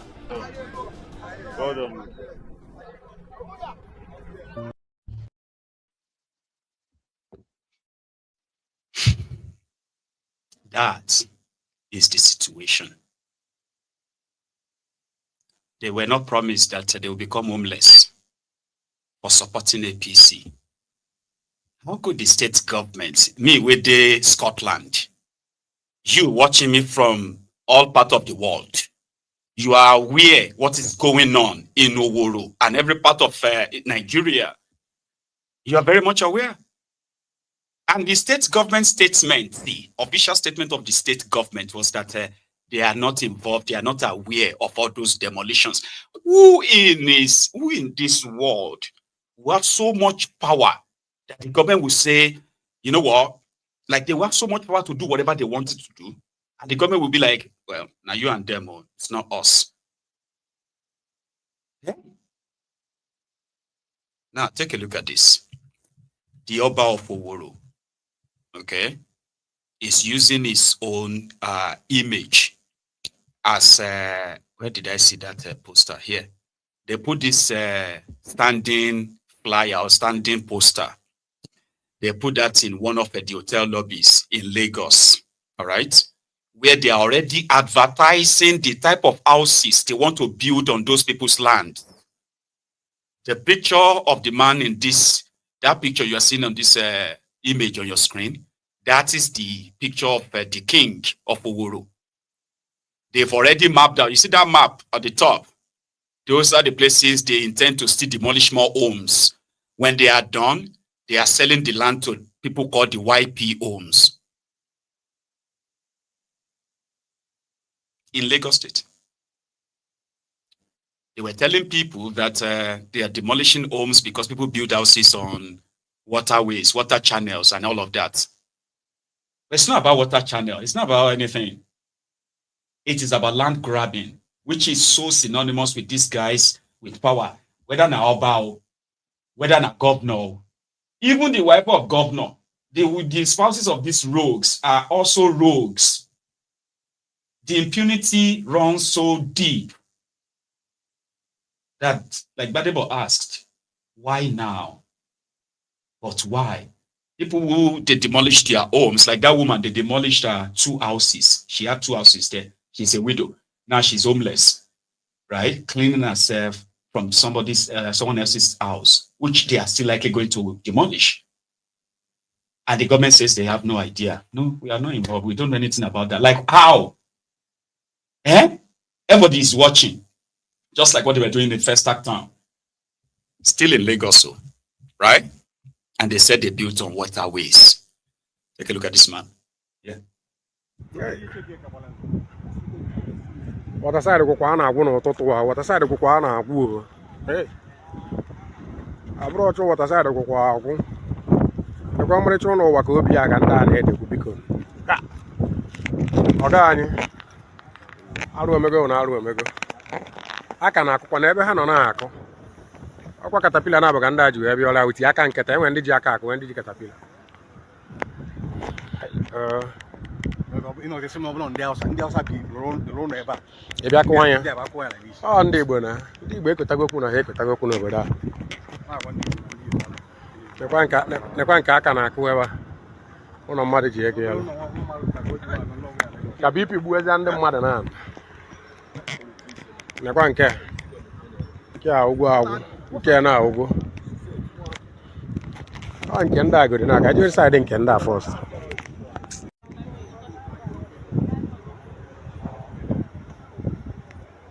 Ụlọ mmadụ ụmụazị na-atazi skuul kịta na ebe ka ụmụazị na-aga na biko. Nekwa nke a chọrọ ịkụ na.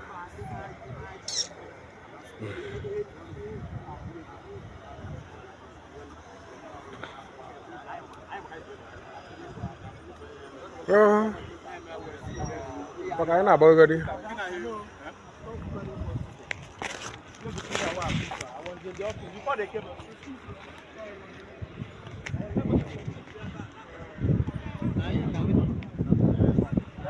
Ekwe ego mmadụ oge a. Ekwe ego mmadụ.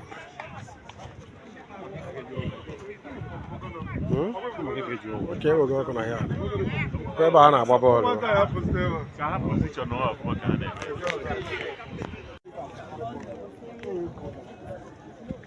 Na ya ụlọ akwụkwọ agwụ ebe a gaghị. N'ọdụ ya fọrọ. Maka ebe nwaanyị na-agba bọọlụ. Approve number don't do. Hey, Ogam. Hey. What I say?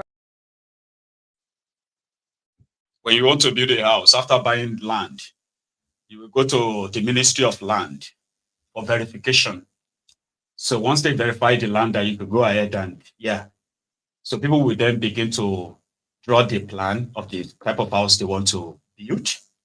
And they will go back again to the ministry or another agency like that for approval. It's called building plan, approval number. And that's what you usually see on the wall of these construction fences, right? Yeah, you see they put the approval number because that is to say government is aware that you are building this. Somebody asked in the video, did you have approval number? I say, yeah, of course we've got approval numbers, but there's no one, nothing. They came here and they demolished everything. Because they want to grab the land. You know something? When they grab all these lands, they will then look for the same Igbos that they are telling you to hate. Igbos that are coming to take your land in Lagos. They grab the land from your parents. They won't resell them to your parents. No. Because now the money has kind of like a quadrupled. When your parents got those lands, they pay few millions. Now they will need to rob a bank to be able to afford a quarter of the land that they lost. Because these greedy scums are always about money. It is what makes them rich. And that's why you see them walk about with all these needless dog chains, gold, you know, all of that, shiny. And they are marrying as many wives as possible, giving birth to as many children as possible when that money lasts. There's no real plan. They buy these latest automobiles, all of that, from the blood of innocent people. And they do it again and again without any consequences. Because the government is not aware. No, we are not involved. It's not us. It's just those people. Maybe you should go and settle with them. Sort of. Normally you say, I'm going to go and call the police. Who you won't call? Now police lead them there with guns ready to shoot you. You want to go to the court? Are you right? But it's sad. It is. And it's a place, you know, I call Nigeria a place where dog eats dog. Yeah, a dog fight. It's like dog eating dog. So in Delta, I have something for you from Edafe Bright. You know SP Edafe Bright, still Bright. Yeah, they caught some kidnappers. And at the same time, they also recovered the ransom money that they recently collected. Just before we go. Tell us about that. Bright. I am SP Edafe Bright, and this is Delta State Police Command. We are presently at the Special Anti-Kidnapping and Cybercrime Squad of Delta State. The office saddled with the responsibility of tackling kidnapping related cases. We always tell people there are stages to fighting of crime. You can do it before proactively, you can do it during, and you can also fight crime even after. So whenever this happens, either before, during, or after, please don't always feel shy or scared or afraid of coming to the police, because we know what we are doing. We have our strategies that always lead us to these criminal suspects. Today we have 2 suspects with us, and this is ransom money recovered from them. This is about 4.5 million naira received from a ransom. This is what is left out of the 27 million naira ransom that was sent to one of our suspects' accounts. The man was kidnapped on the 3rd of October 2025 at Oduke here in Asaba. But you will not believe that the suspect came all the way from Iyala in Anambra State. Having committed the crime, they will go back to that place to hibernate. But we extended our investigation. Details of how we come about this, I will not be able to reveal, because I know even some persons watching us right now they have one or two things in their mind. So we're not going to reveal our strategies to them. However, for want of time, Oga, what's your name? My name is Cyprian Njanefo. Okay, Cyprian, how old are you? 60 years. 60 years. Yes, he's 60 years old. Okay, the amount of money you received in your account was how much? 21 million. 21 million? Yes. Okay. This money, now money from what? Just tell me the truth. What is the money they meant for? This money? This my friend. There's the day where I did do meeting with my brothers. He came to me and said that he need my account number. Somebody that will put some money there, so that if the person put money there, he himself will come and collect. Okay, calm down. I know you have a lot of story to tell, but time. I always manage time, even though our audience usually complain. How many times has he collected your account number when they put this kind of money for your account? Just how many times now? Once he collect my account number. Now the first one be this. The first he collected the account for account. Okay, he just collected. How many times you don't put money inside when you give her? How many I don't give her money. times? I don't give her money 2 times. Okay, 2 times. Yes. This last money will enter your account now, how much? 21 million. 21 million. This 4.something million away there for you now. Which person account there for collector? Not from my account. From your account. Okay. Have you been informed now that this money is part of the proceeds sent to you from the account number of one of the man who they kidnapped on the 3rd of this month? They don't tell you say now money of person where they kidnap, what they send from your account to your account. Now say the person with the money you receive, so that money from person where they kidnap now your account, they send that to your account. You never know. I never know. You never know. Then what did they tell me here since? The reason why I said that I never know. They say because I don't know that they kidnapped somebody. Okay. Before the boy come. So when they put that kind of money in your account, you ask them what is the money they meant for? No, before I give him the account. Just answer me simple question. Did you ask him what the money was meant for? Yes or no? No. No. How much you don't give him so far from that 20-something million? Out of it to something million, I give him 7 million. 7 million? Yes. Okay. So this one and the remaining one, they your account now?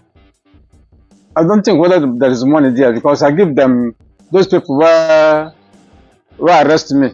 Okay, they collected my ATM yes, card. we were told that so that they can place a restriction. My PIN number, everything. Yeah, so that they can place a restriction on the account, and that is why we have some of this money. Okay, now when you don't dey aware, say this money will enter your account. So now from money of the person where they kidnap, make they take free and now you send them for your account. How do you feel now as a 60-year-old man? I'm not happy. You are not happy because if my friend tell me say, "Now this scam people want to put this money for my account," I will never agree with him. This is your friend. You are in the work. In the work for Obodo side. Okay, so as in the work, in the farm. As in the farm, he look like person now when they say if you do that kind of business, say go just get 27 million naira at a go. You and I don't tell. How long you don't know him now? You don't tell why I know him. What will be your name? Name is Sunday Onwa. Sunday. Onwa. How old are you? 49 years. Okay, the person when you say may you bring this account number, who he be to you? The person just came to that office. Who you say he be? What will be his name? Ezudo. How long have you known him? Earlier this year, when he come. What did you tell me say him be to the gang? You get what you tell me just say the guy be to the gang? The thing wey he do, na him be the oga patapata for that place. Okay. For that camp. Okay, for the camp. Okay, what did they do for that camp? The thing wey I know say when they do be say every sometimes they go come. Sometimes they go come. I don't know them. It's okay. You say I see who come there. You were saying coordinate everybody. Oh yeah, calm down. Like you were telling me, say they get how many number of guns there that time? Then they get almost 10 AK. What is that they use the AK? They do that the police? They say na them be the security. That the security. Okay, no wahala. For this money now, when you collect this your friend account number, make they put that money now. How much be your own cut inside? They no give me 1 naira. They never give you 1 naira. They never give me 1 naira. But usually, how much did they give you before? Then the money where they give na the first one where they go. So I can't tell that oga. Say my people dey for. Wait, how much they give you for that first one? That first one out of that 7 million where they carry, they give me 100,000 for that 7. For that first one. First one. Okay, well, it is important to bring this. Why we are doing this is that it is important for people to know that you have to trust the process trust the police because we don't give up. It may take time, but eventually we'll get results. This is an incident that happened the 3rd of October here in Delta, but these two suspects were trailed all the way to Iyala where they were arrested, and we are still hunting for other members of their gang. This is about 4. I don't want to sit here and reveal all my strategy. I am the first speaker among the 3 of us running. So they will spy on me. So you will have a limited answer here today. Another day you can bring me back. But that's part of what I do. You get? And on that note, we are going to call it a night. Thank you so much for your time, everyone. It's been,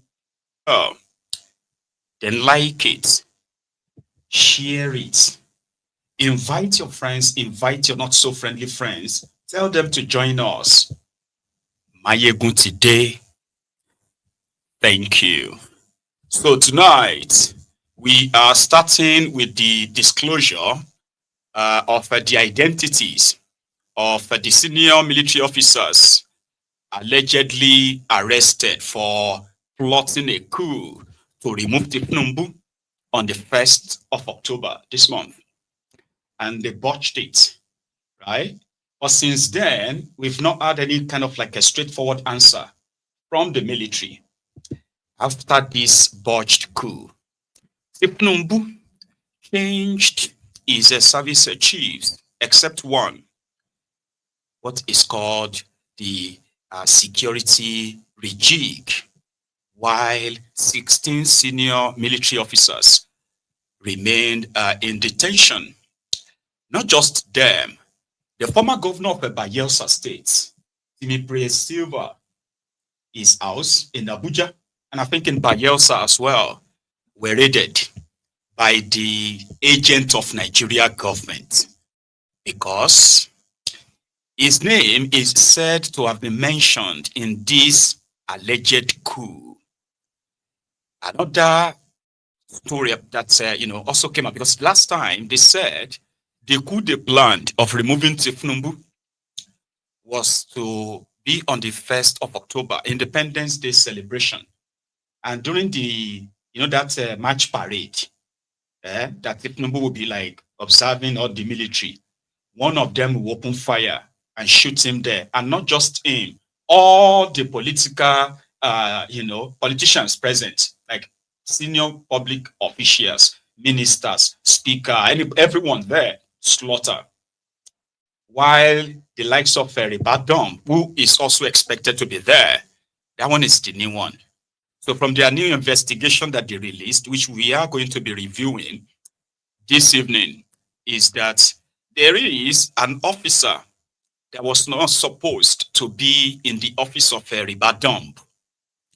Now, Referendum is the National Security Advisor to Tinubu, which means is the link between the military and the presidency back to the military when it comes to the national security of Nigeria.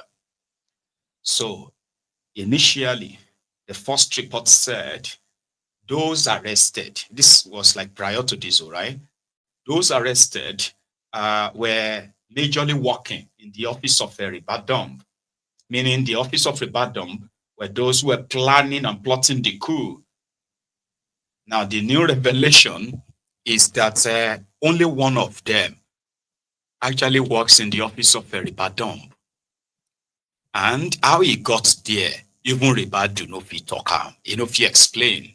That's what they are saying, So they said this officer was not actually supposed to be posted to Referendum's National Security Advisor office. It was somewhere else, which gave them the vast infiltration that these coupists actually have, according to them. But they're giving us names. So part of the skeletal information given to us when this news first broke out, and they denied it, and then they accepted, partly agreed that something like that happened, then they denied it again. So part of that information was that those who were planning the coup, they were Southerners. But with this new list that they have just released, it shows that it is the northern Nigeria. Yeah, officers from northern Nigeria were the 98 to 99% the coup plotters based on these names. So the last time I was reading something like this, people were like, oh, you should have put it on the screen. Putting it on the screen means everybody can also see it. Abby? Now give me a sec. Here, the media report and the names given to us. So let's go take a look. Give me one sec. Right. Sorry, my screen is kind of like acting up. So if it's freezing, don't worry. I'm putting that up and hopefully not swap up. So yeah, it's up. Right. So if you follow me, okay, to take a look at this Premium Times special report. Now I'll read in part, okay, then I'll go to the list. So we have here, they said, as military investigators continue probing foiled coup plot against Tifnumbu administration.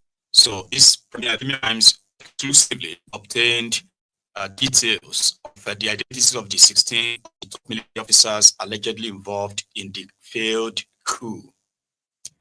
Sources with details of the ongoing investigation earlier told the medium that 14 of the 16 detained officers with regards to the coup plot are from the Nigerian Army.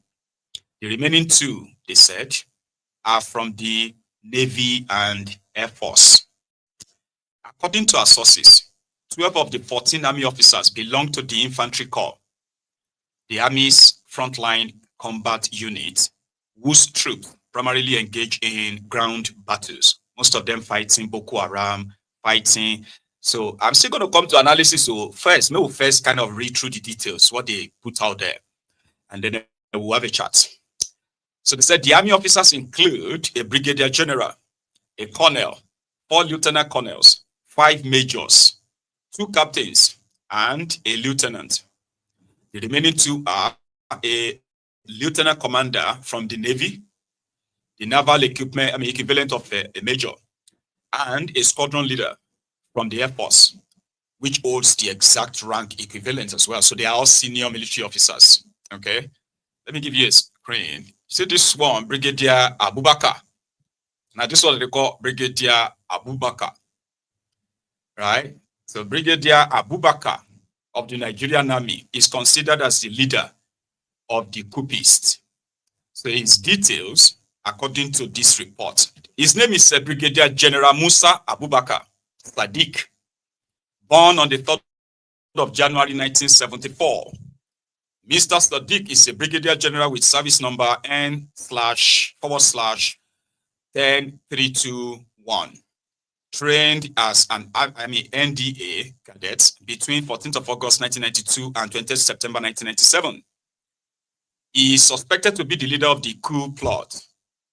As a member of Regular Corps 44, Mr. Sadiq, an indigene of Nasarawa State, rose through the ranks, becoming a colonel in 2015 and a brigadier 4 years later. He belongs to the Infantry Corps, right? So this is not the first time Mr. Sadiq has made headlines for alleged gross misconduct. In October 2024, he was reportedly detained for alleged diversion of rice palliatives, selling of military equipment, including generator sets and operational vehicles to scrap yards. Among other postings, the officer served as a commander of the 3rd Brigade in Kano and garrison commander of the 81st Division of that's the guy on your screen, Brigadier General Musa Abubakar Sadiq. You know, I had to kind of like call it like that. It's because I could have You know, we could have woke up to the military song. You get what I mean now? The military song on the 1st of October. Okay? That is going to be fellow Nigerian. I am now the president of this contraption, and I am Brigadier General. And you know something? These shameless criminal politicians, you will begin to see them. They will be going to go and endorse him. They'll begin to go and say, sure you get, but he missed it. A terrorist, a criminal, and he felt like, you know something, Nigeria is already being led by a criminal anyway, or being led by criminals. So what is the difference? Brigadier General Abubakar. They have another one, no. This, if I hang on, I need to do something, guys, and I'm going to have you to please indulge me, okay? My system is sort of like acting up, and I hate that, okay? So I'm going to go away for like 2 minutes. And when I come back, perfect. We'll leave you with something. The fact that being retired CDS, Christopher Musa, and others received their last passing today in the midst of this, this chief change and all of that happened. I am coming back. Don't go anywhere.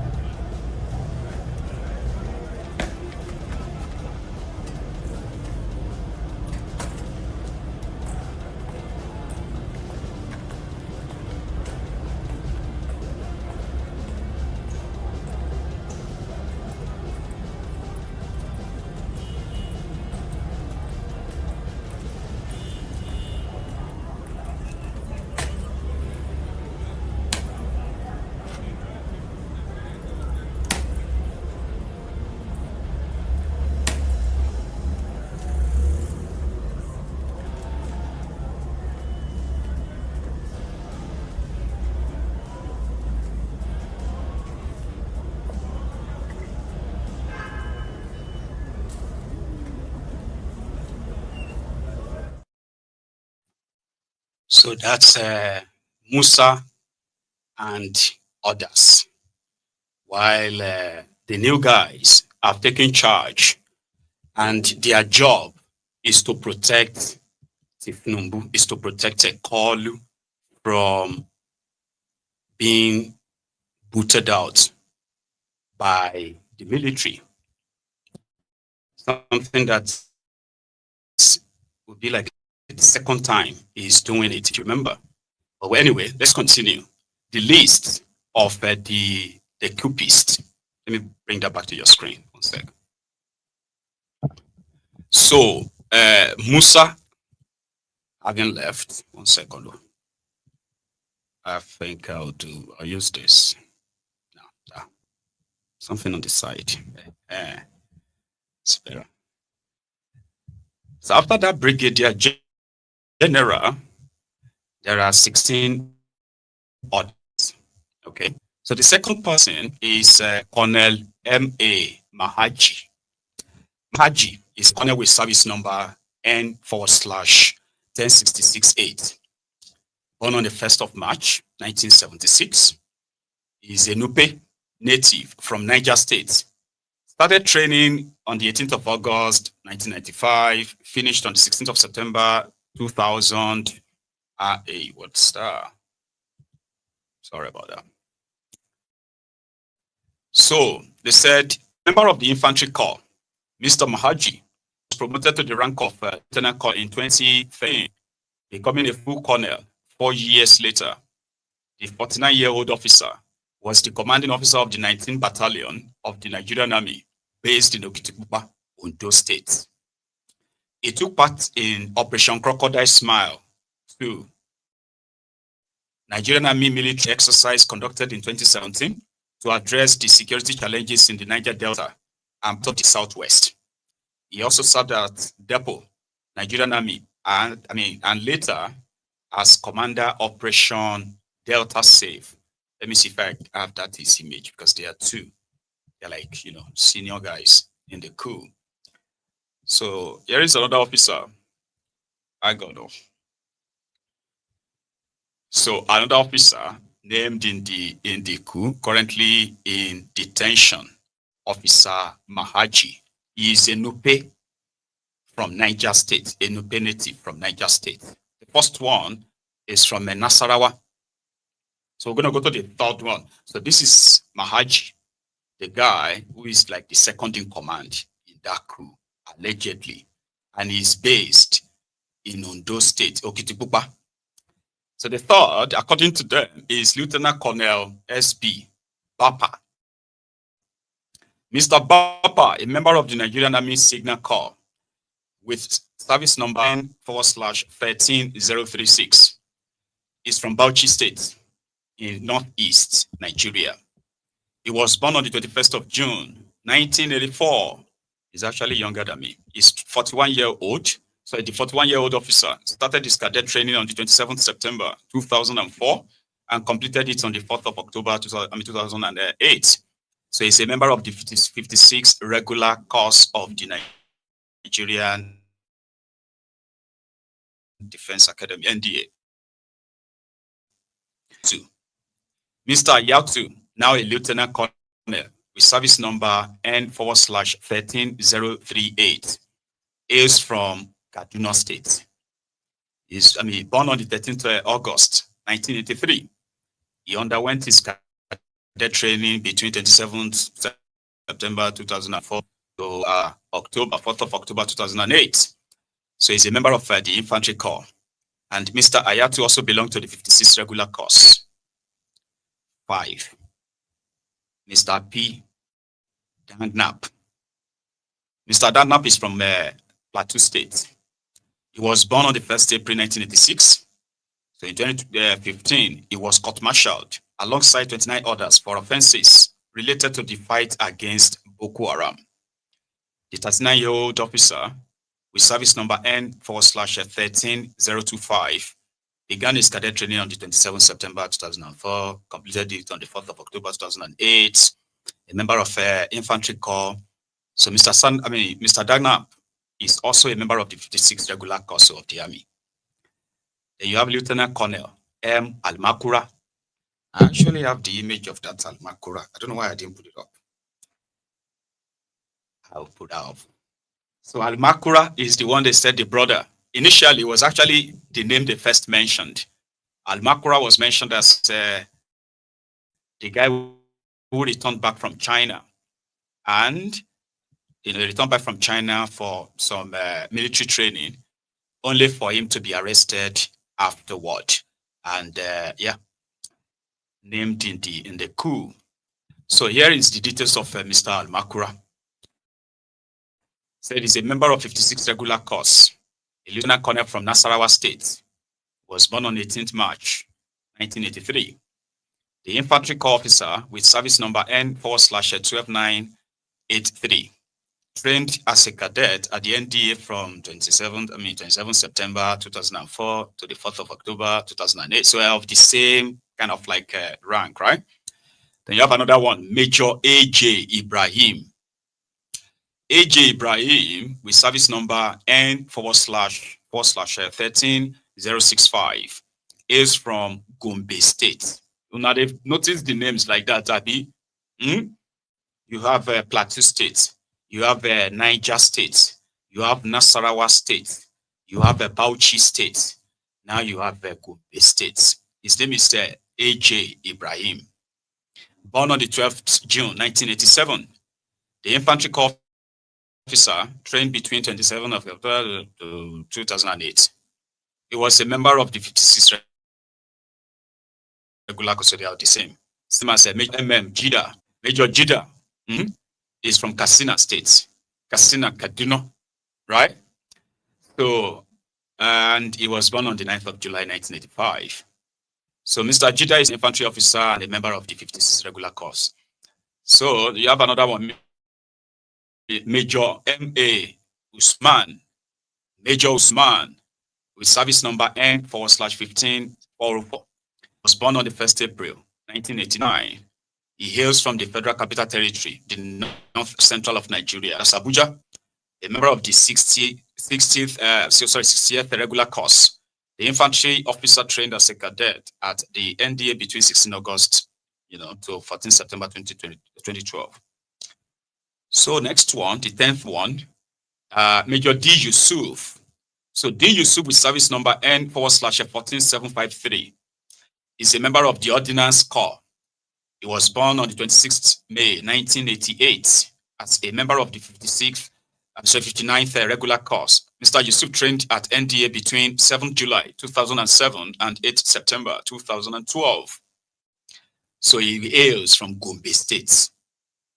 Major I. Dauda.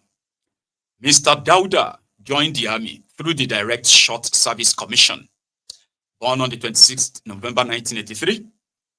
The infantry officer with service number N/13625. Trained between 5th June 2009 and 27th March 2010.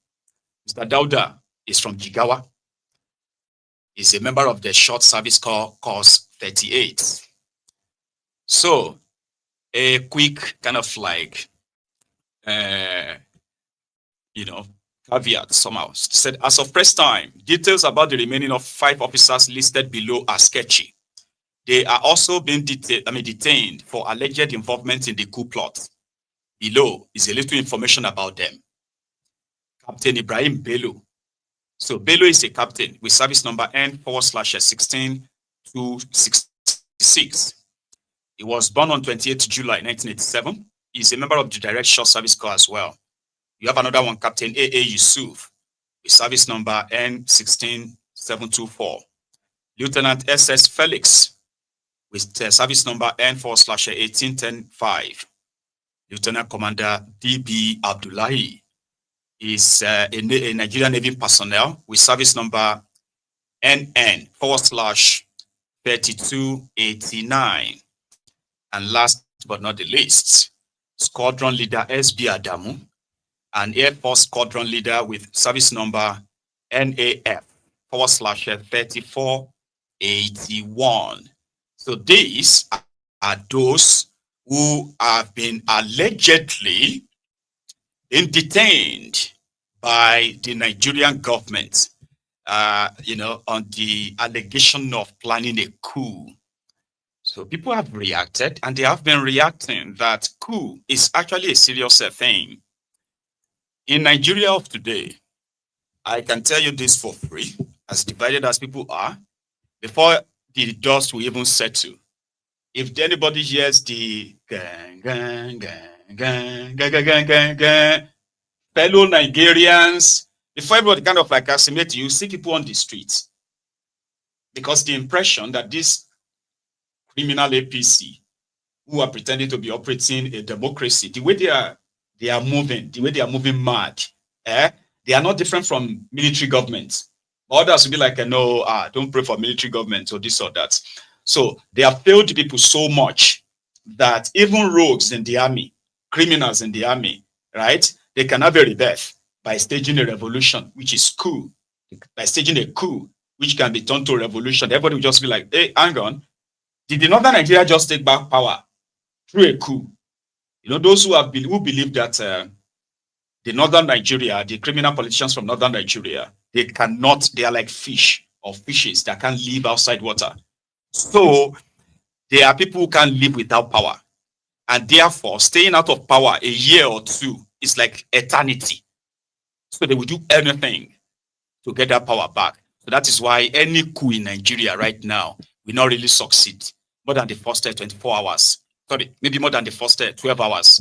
When everybody will first react that, they don't capture this one, or they don't kill that one, or the Kiniko governor, then capture him in Ibadan. The governor of, what is this one, that place? Akwa Ibom, because it's far. The governor of Akwa Ibom, they don't catch him for the Seme border, where he's disguised as a woman. So everybody will still feel that hysteria of, yes, they don't catch all of them. They don't kill this one, they don't kill that one. But the moment everybody started feeling like, hang on. Hold up. Who the hell is now the president? They say Brigadier General Adamu.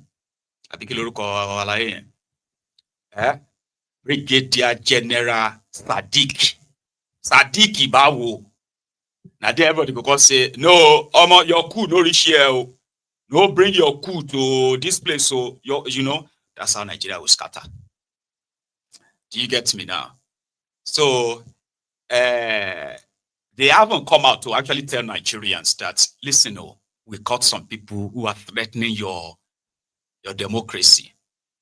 They are not meant to keep them away. Coup is not something that politicians or the army will say we are managing it. So they have actually fingered civilians too, including the former governor of Bayelsa State.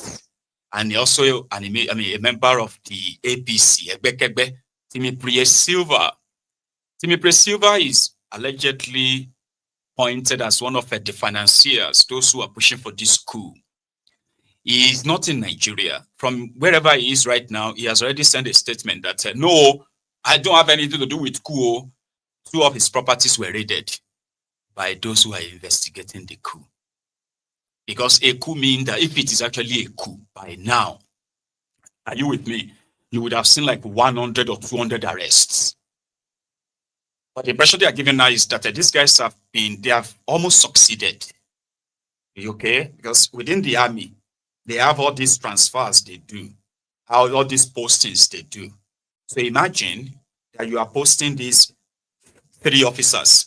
You are posting them to the NDA, right? And then you are posting these 2 other officers. You are posting them to the NSA. Then you have no idea how the names of these 2 officers that were supposed to be going to the NSA, one of them changed to one of these 3 going to the NDA. So how did they do that? So that's part of what they are pointing out. And the job of the one they sent to Referendum, his job is to eliminate him. They said his job is to terminate Referendum on the day of the coup. Tinubu will be shot right there in Tafawa Balewa Square. No, not Tafawa Balewa Square. Abuja Eagle Square. When he is observing this Nigeria 65th anniversary. So because of this, they had to keep Tinubu away, and they cancelled the Nigeria independence anniversary. Even though they denied that the reason why they cancelled it was because of security threats. They are not honest. And there's something about that. The reason why they will likely not be pitied if any coup should strike or happen in Nigeria. The reason why you won't be able to pity these guys is that they are so dishonest. They are so dishonest that telling people the basic truth, something so ordinary as plain as that. In fact, something as simple as saying your president is suffering from dementia, so we are taking him to France to go and gel his brain. Oh. So all of you know that he's going to France. They will not be telling you that he's going on holiday, he's very hale and healthy and all of that stuff. But it can't be like, one dead body that's thrown out of the mortuary. Sometimes when you see him, right? It's all the packaging and all the whole, the jugs and all that. But why can't you tell your people the reason why you needed to go and help yourself, the reason why you need to go and get health care? So they know that, so they will be there will be those who genuinely pray for you. And say, God should bring him. But no, they will tell you lies. Then something will now happen. They will die there. Then they will now expect you to become empathetic, to become sympathetic. Start showing empathy. Don't talk like that. He's dead now. Say, where do you think I'm going to get the emotion from? The people that lied to me that this person is fine. There's something happened, he died. A politician that didn't fix healthcare in his own country, then he died, then you want me to be emotional. Something as simple as, hey, your democracy is under threat, too. And this is what we have done, this is what we have done. But no, they are keeping it to themselves. So back and forth, they are releasing the detail of the coup. They are releasing it into the public, to the media, like piecemeal. So that at the end of the day, the conspiracy can be built around something that will then be, politicized, weaponized, anything that they could then use to their own advantage. So none of this is going to be, because, we are safeguarding Nigeria. If these guys had all these plans, Nigerians deserve to know. Like they deserve to know as far back as yesterday.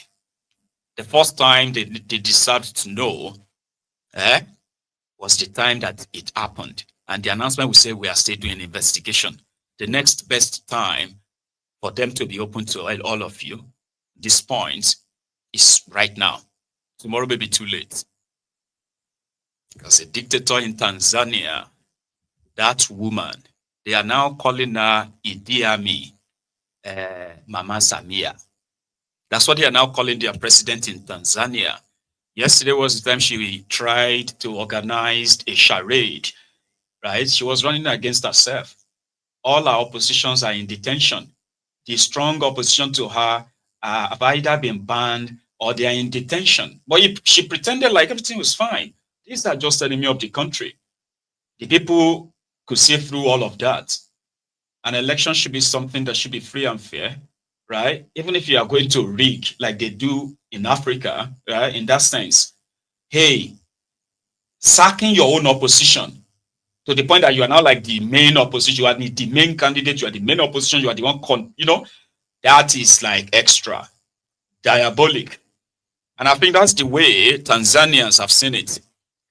You get what I mean now? So before a coup will happen in Tanzania, a can't be like saying a revolution will happen first. So this will be like the day 2 after the planned election, and they are now waiting for her to announce herself as a winner. And then they will see, let's say, no, she will see crazy or she will see crazy. So in Addis Ababa, Dar es Salaam, and so many other parts of Tanzania, as we speak, continues to boil, and the crowd continues to grow. So there was an initial rumor that they've shut down the internet in the country, but partly that seems to not be true. But we have seen the angry Tanzanians who have now taken their anger beyond the fake elections to now demanding for their president to leave. You need to leave now. So it is now the president versus the people. And when it gets to this point, do you know who is going to go? The president. He is a politician. She is a politician. So you came, you go. when people are ready. And I think, like Madagascar, Tanzanians are ready. So from Tanzania, earlier today, start with this.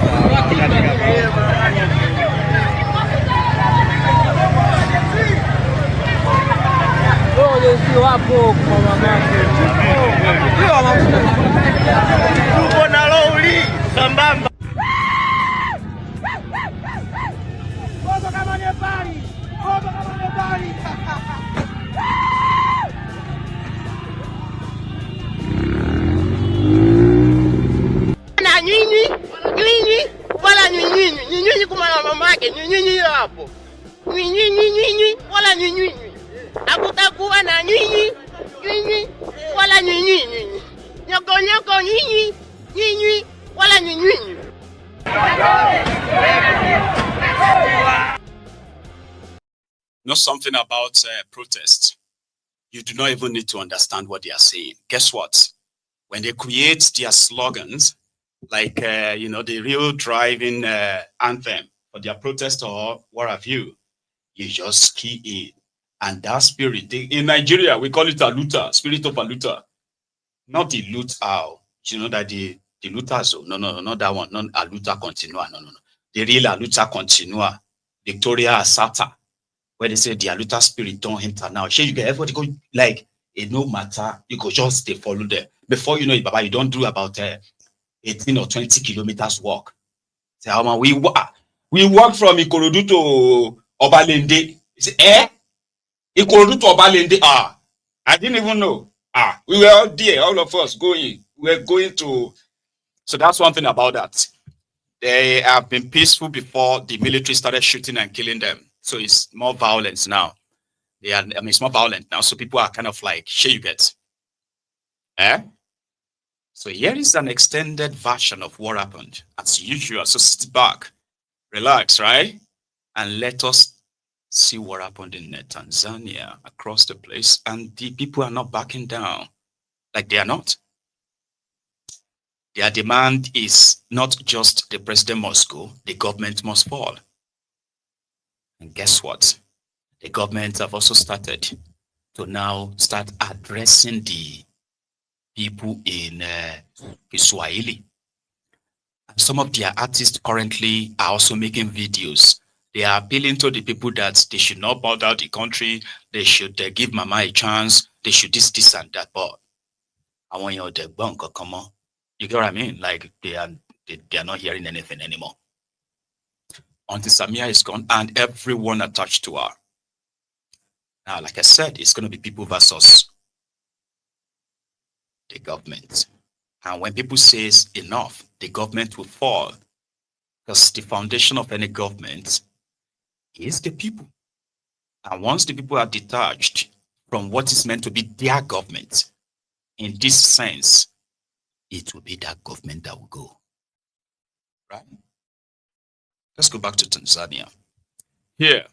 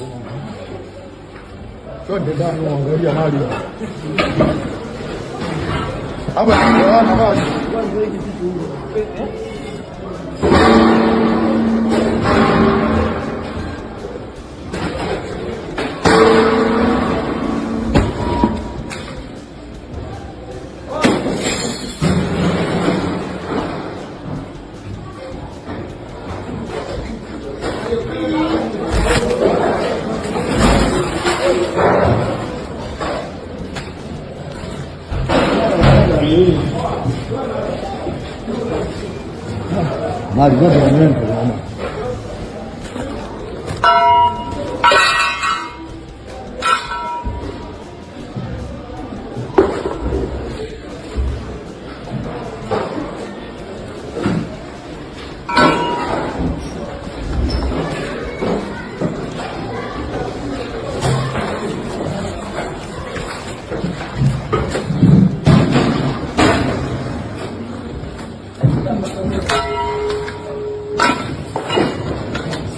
Wamenyanyasa sana mbwa.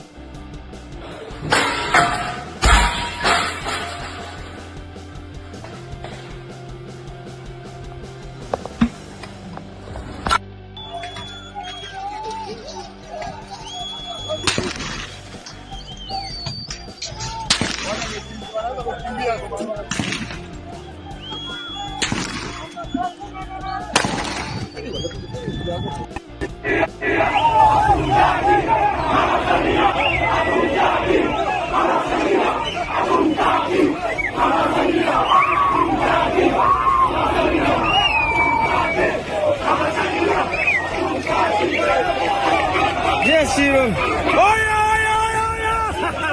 Yes,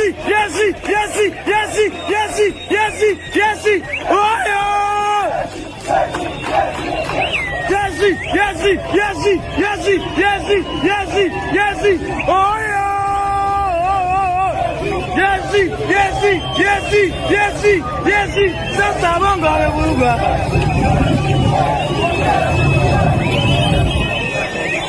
Oya. Hali maandamano ya amani.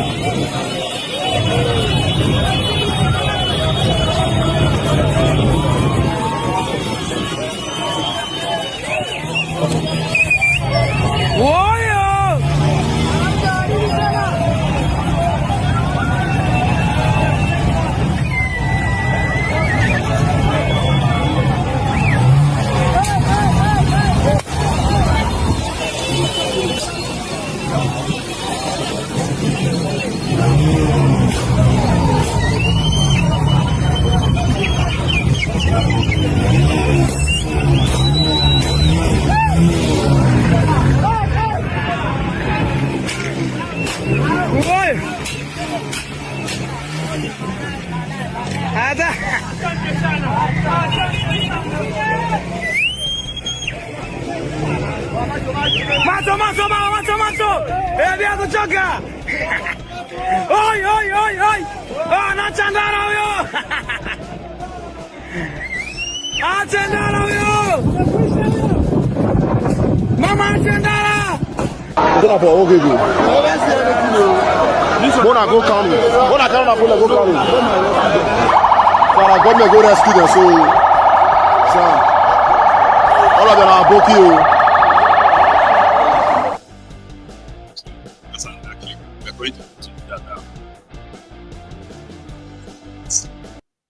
That's on that clip. So we're going to go and do another one. So we're going to go to Edo State, where they said a young man was killed, stabbed by an Hausa guy. Okay. So there's this young man called Chris who bought a bike and gave it to a rider, an Hausa guy, on installment to be paid a certain amount, every month. But the rider took the bike and disappeared for 7 months. So yesterday, he saw the bike man and he approached him. But right there and then, the rider called on his colleagues, spoke to them in Hausa, that this man wants to rob him of his bike. And in that process, while they were beating him, they stabbed him and he died. So that triggered the communal or community anger in a way that they started going after the Hausas in Benin, in Edo State from yesterday. So that's what we're going to go to now. Please like the broadcast if you haven't already. Share it as well if you haven't. Subscribe onto Maiyegun's Diary Politico if you have not already.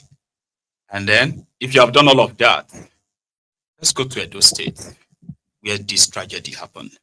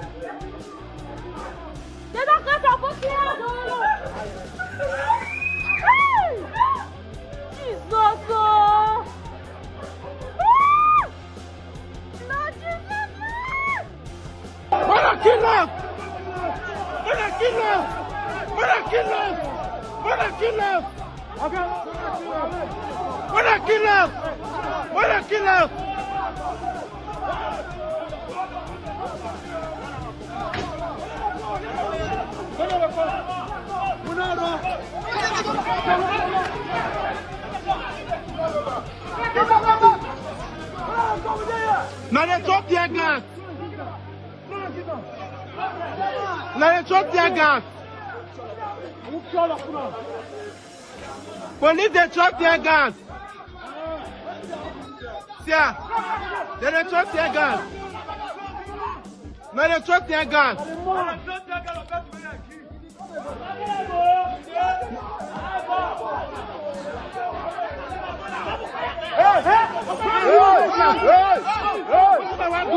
What do I want to do? What do I want to do?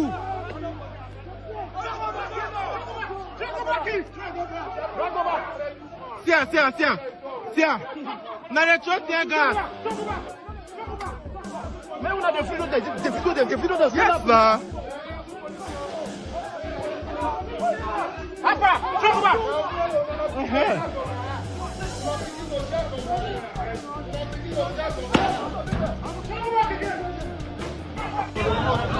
No roadblock, don't be loud. Everywhere will catch fire. Roadblock, I'm cheesy. Only one cheesy best. Now cheesy that kill, don't be anybody. Now big cheesy. Yeah,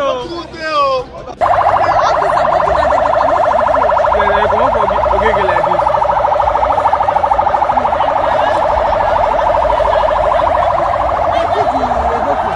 Not really no gay, but like one of their member, one of the youths for inside, but that one they popular.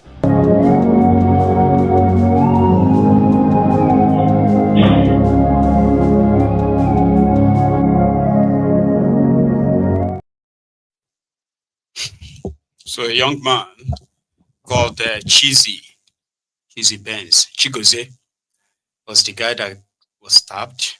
And right now, we do not have the idea of the casualties of that face-off. So the youth in Benin were the ones who became enraged, and they went after the Hausas living in that area, unfortunately. But their governor, he was somewhere else. Of the Edo States, the governor of the Edo States, that is the first son of Apako.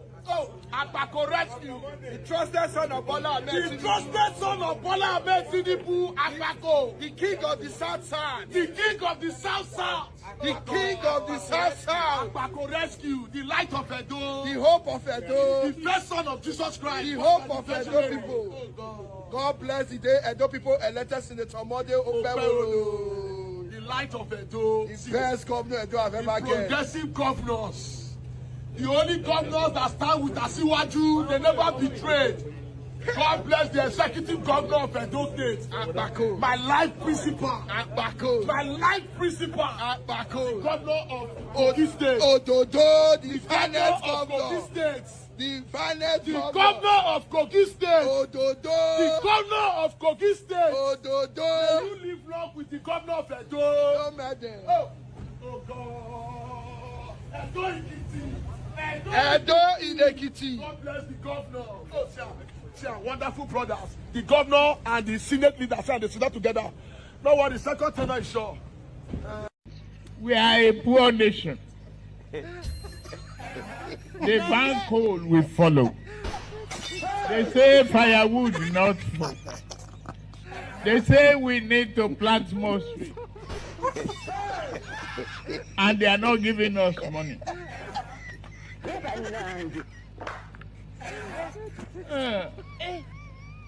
We need to open our eyes, shine it, and tell the West. If you don't guarantee our finances and work with us to stop this, we are not going to comply with your climate change. They'll do it.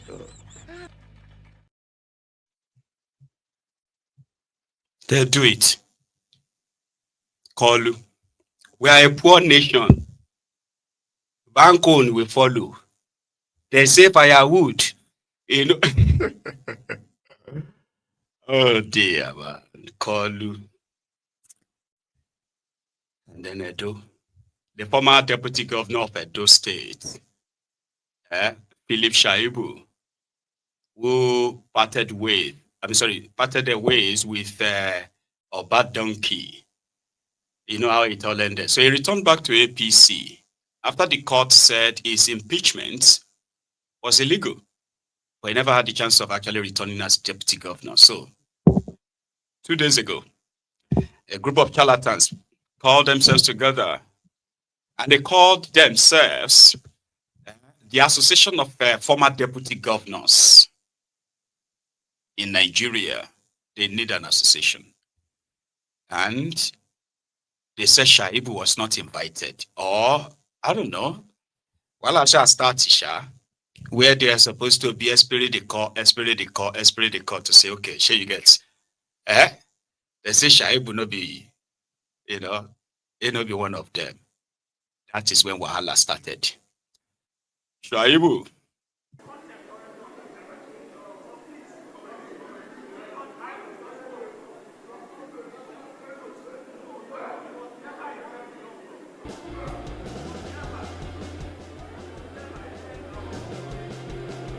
All right, Your Excellency, Honorable Philip Shaibu,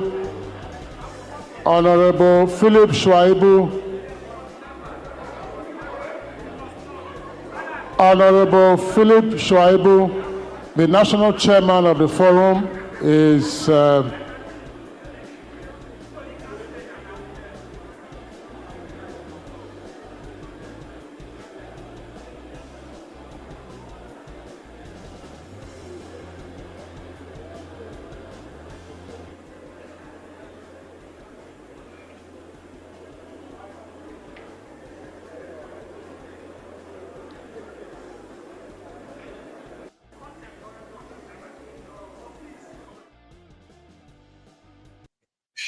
Because when he was impeached, right, Obadonkey appointed a replacement who also paraded himself as a former deputy governor.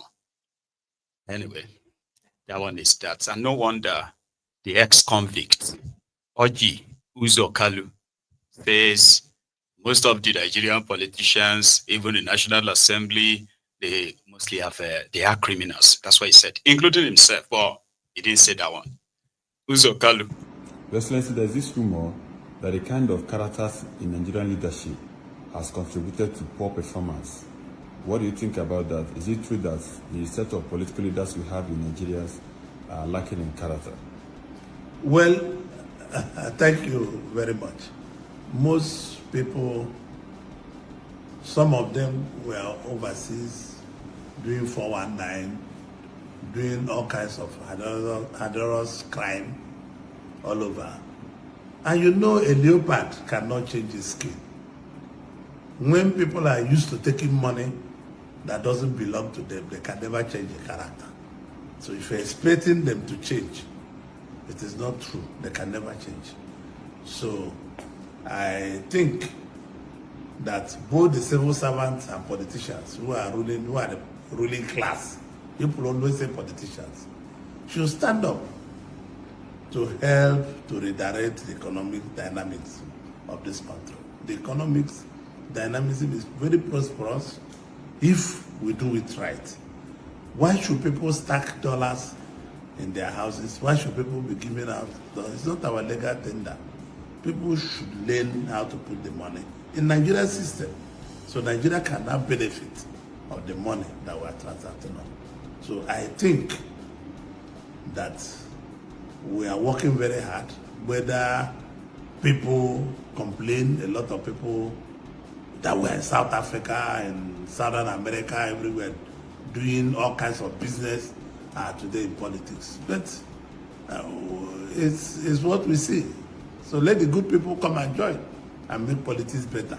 That's where it should be. So it's not for sense. This business is not for sense, but it's not for people that extremely have damaged themselves in cheating white men or other people, or black people. So for me, I plead with our people. Let us support our economic reforms, no matter what our political leaning will be, whether it's in anything or this or that we should come together and brew a new leaf and make what we are seeing today. Your Excellency, there's this rumor that the kind of character... The more you look, the less you see. It is smoke Igbo. It is take Indian. So when this is Nigeria now, where criminals who are supposed to be in prison are now leaders, giving moral supplication or moral advice, but they don't take their own advice, no? Because if they should be taking their own advices and all that, maybe things will be different. Maybe, just maybe. You know? So one of these characters is Akwabiole. You know, Godless Akwabiole was a governor in Akwa Ibom State for 8 years. He is said to have done well when it comes to this, you know, building this and that. However, when he finished, he was accused of stealing over 200 billion naira as governor. So EFCC arrested him. While going to the EFCC and all that, he crossed to APC, Egbekegbe.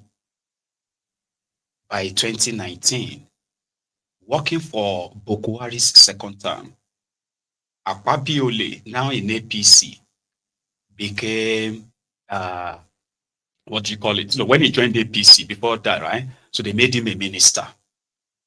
They made Akwabiole minister of the Niger Delta. And within 2 years, the Ministry of Niger Delta misplaced over 4 trillion naira. The National Assembly started a probe. Somebody who stole 200 billion He was rewarded with the position of minister. He didn't go to jail. And then he stole more. And that is part of the opening speech in this my broadcast, that music. Honorable Minister, it's okay, it's okay. Off your mic, it's okay. Remember that part? It is the beginning, right? It's okay. Off your mic, it's okay. Off your mic, You are like me. Off your mic, off your mic. They were probing the Ministry of Niger Delta. Over 4 trillion naira missing. That probe died, ended that day. That conversation happened. And after that, Akpabiole, without running for the position of the Senate, went to court and he became the senator representing somewhere in Akwa Ibom State. So he ended up in the Senate from 2019. And then in 2023, right, with Kolu and others, promising him to become the number 3 person in Nigeria. Today, Akpabiole is sitting on the seat of the National Assembly as the head of the entire National Assembly of Nigeria. And in 2 years, they have approved so many ridiculous loans for Tifnumbu that the money Tifnumbu has borrowed in the space of 2 years, right, is almost the same size of the debt he met when he came in. No thanks to Akpabiole, right? So when criminals who are supposed to be in prison are sitting on the seat of power, making decisions that affect the lives of millions, I don't think you need anybody to kind of like explain that to you, that that's a failed country. And you allowed them. So there's a bit of a drama of that same Akpabiole today. When Natasha Akpoti, his nightmare, wrote him a letter inviting him to come and help commission some project that she did to mark her 2 years in office in Kogi State. And Akpabiole was reading the letter on the floor of the Senate. Watch this. And that is not just why, right? How? Here. And then mega empowerment for my constituencies. The letter is addressed to Godswill Oborokpabio, President of the Senate. Distinguished colleagues, on Sunday, November 2, 2025, I shall mark 2 years in office in the service of the good people of Kogi Central Senatorial District as their senator in the National Assembly of our nation, with the commissioning and flag off of projects and constituency empowerment. This letter therefore serves as a formal invitation to you all to grace and participate in the activities marking my 2nd anniversary in office. The ceremony is scheduled as follows. Senator Natasha Akpoti-Uduaghan's residence, plot 101, Jimo Akpoti Street, Ihima, Okehi, local government area of Kogi State, for Sunday, November 2, 2025, time 10 a.m. to 2 p.m. The venue is accessible by air through Obajana Airstrip facility near Lokoja and by road from Abuja. While I look forward to welcoming you, please accept the assurances of my highest regards. Yours truly, Senator Barrister Natasha H. Akpoti-Uduaghan. Congratulations in advance.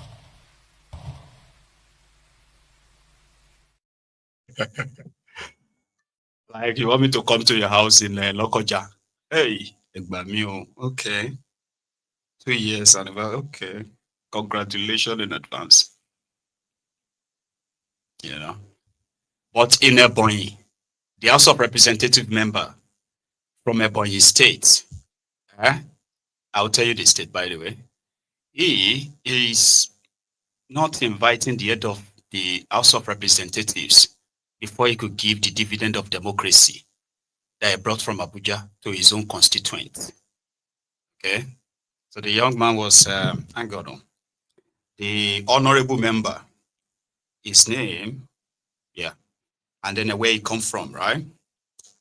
So he was there giving his, what do you call it? Giving his constituents 500 naira each, believed to be their own dividend of democracy. As crazy as that sounds, right? It is actually real. And the majority of those who knows him, I'm like, oh, that's him. That's what they do, right? Let's go see how dear boy people are enjoying their own dividend from Abuja.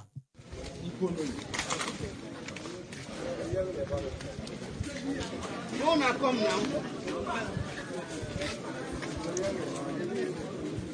Oh, when the 30 done.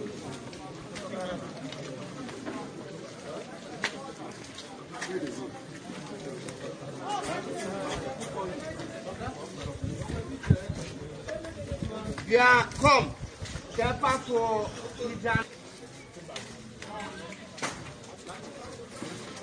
yeah, if we get a mango, just wait. You.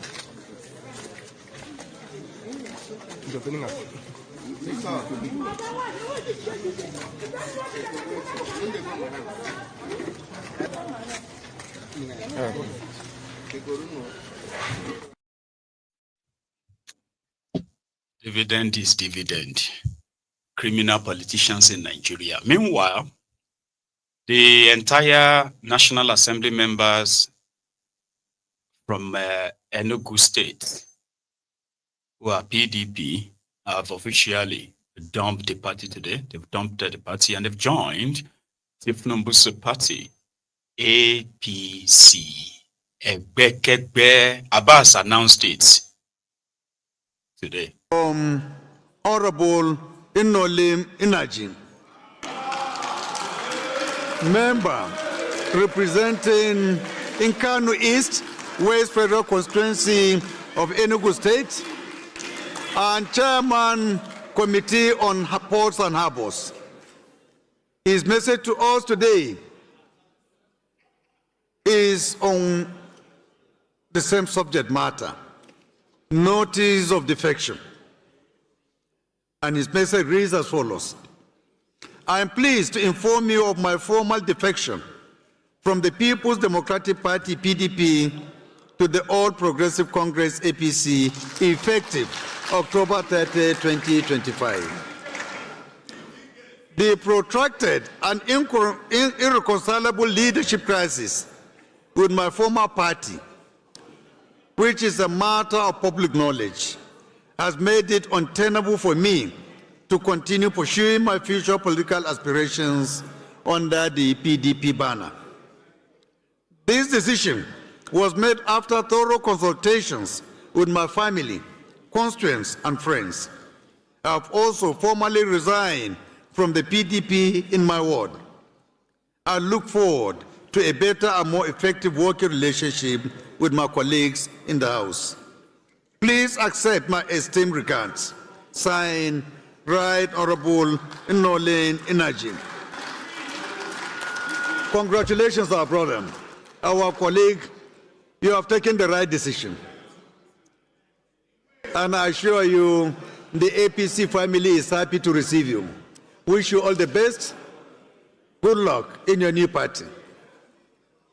Honorable colleagues, may I at this moment appreciate our dear brother, Honorable Yusuf Gadi, who has played a key role in persuading our national chairman, who is his friend and brother from Plateau, to come and attend this program. Thank you, Honorable Gadi, for your commitment to APC. All the best. Honorable colleagues, all members that have defected, please, if you can come forward and shake hands with our esteemed guests.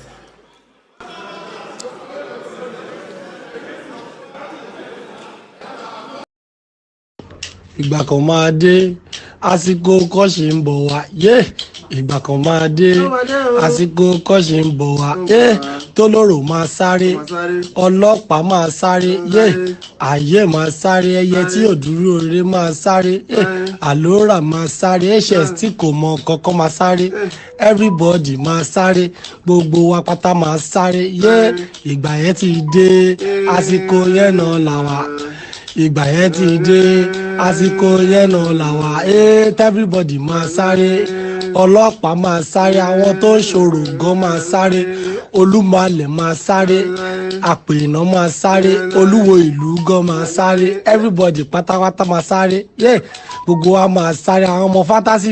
I don't read social media anymore. They abuse the hell out of me.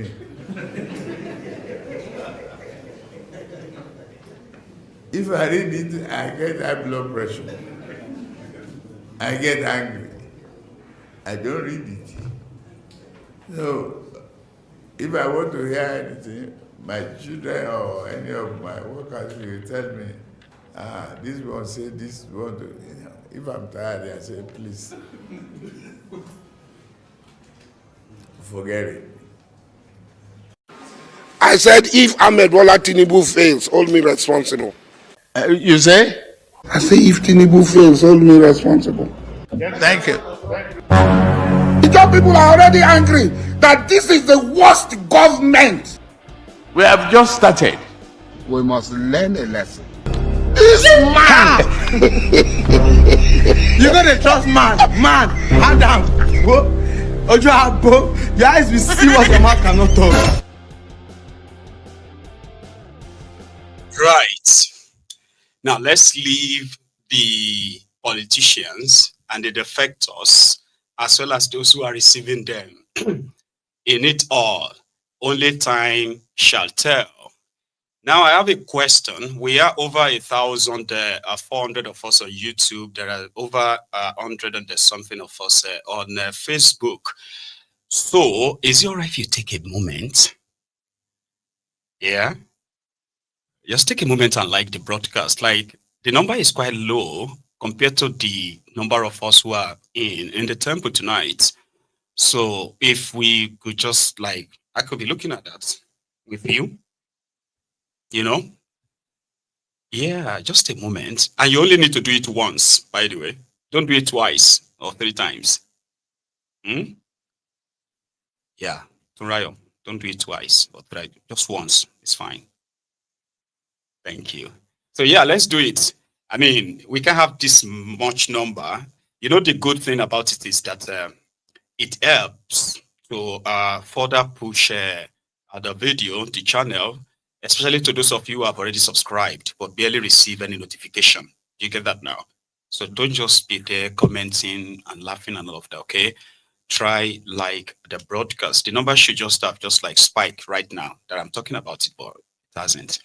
It is similar to, I was doing a fundraiser to support my platform, by the way. So, and it's been there for over a month. So my target was 1,000, and I've been stuck I've been stuck at that 536. So thanks to everybody who has chipped in, by the way.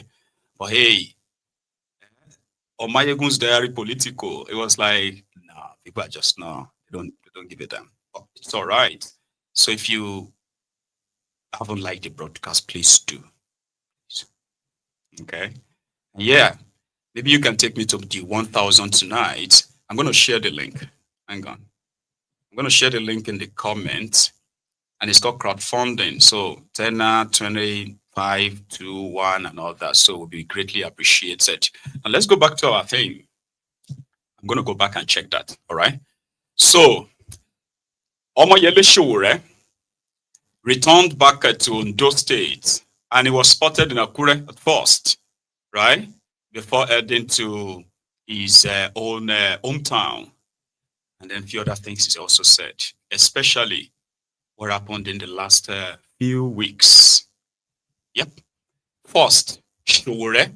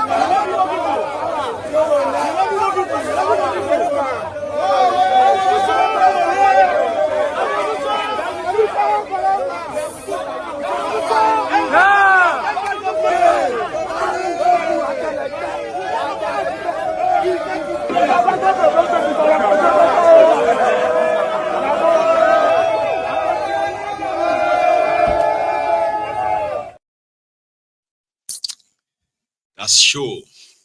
Then he has this to say, right, about the last a few days, not weeks, or join, right?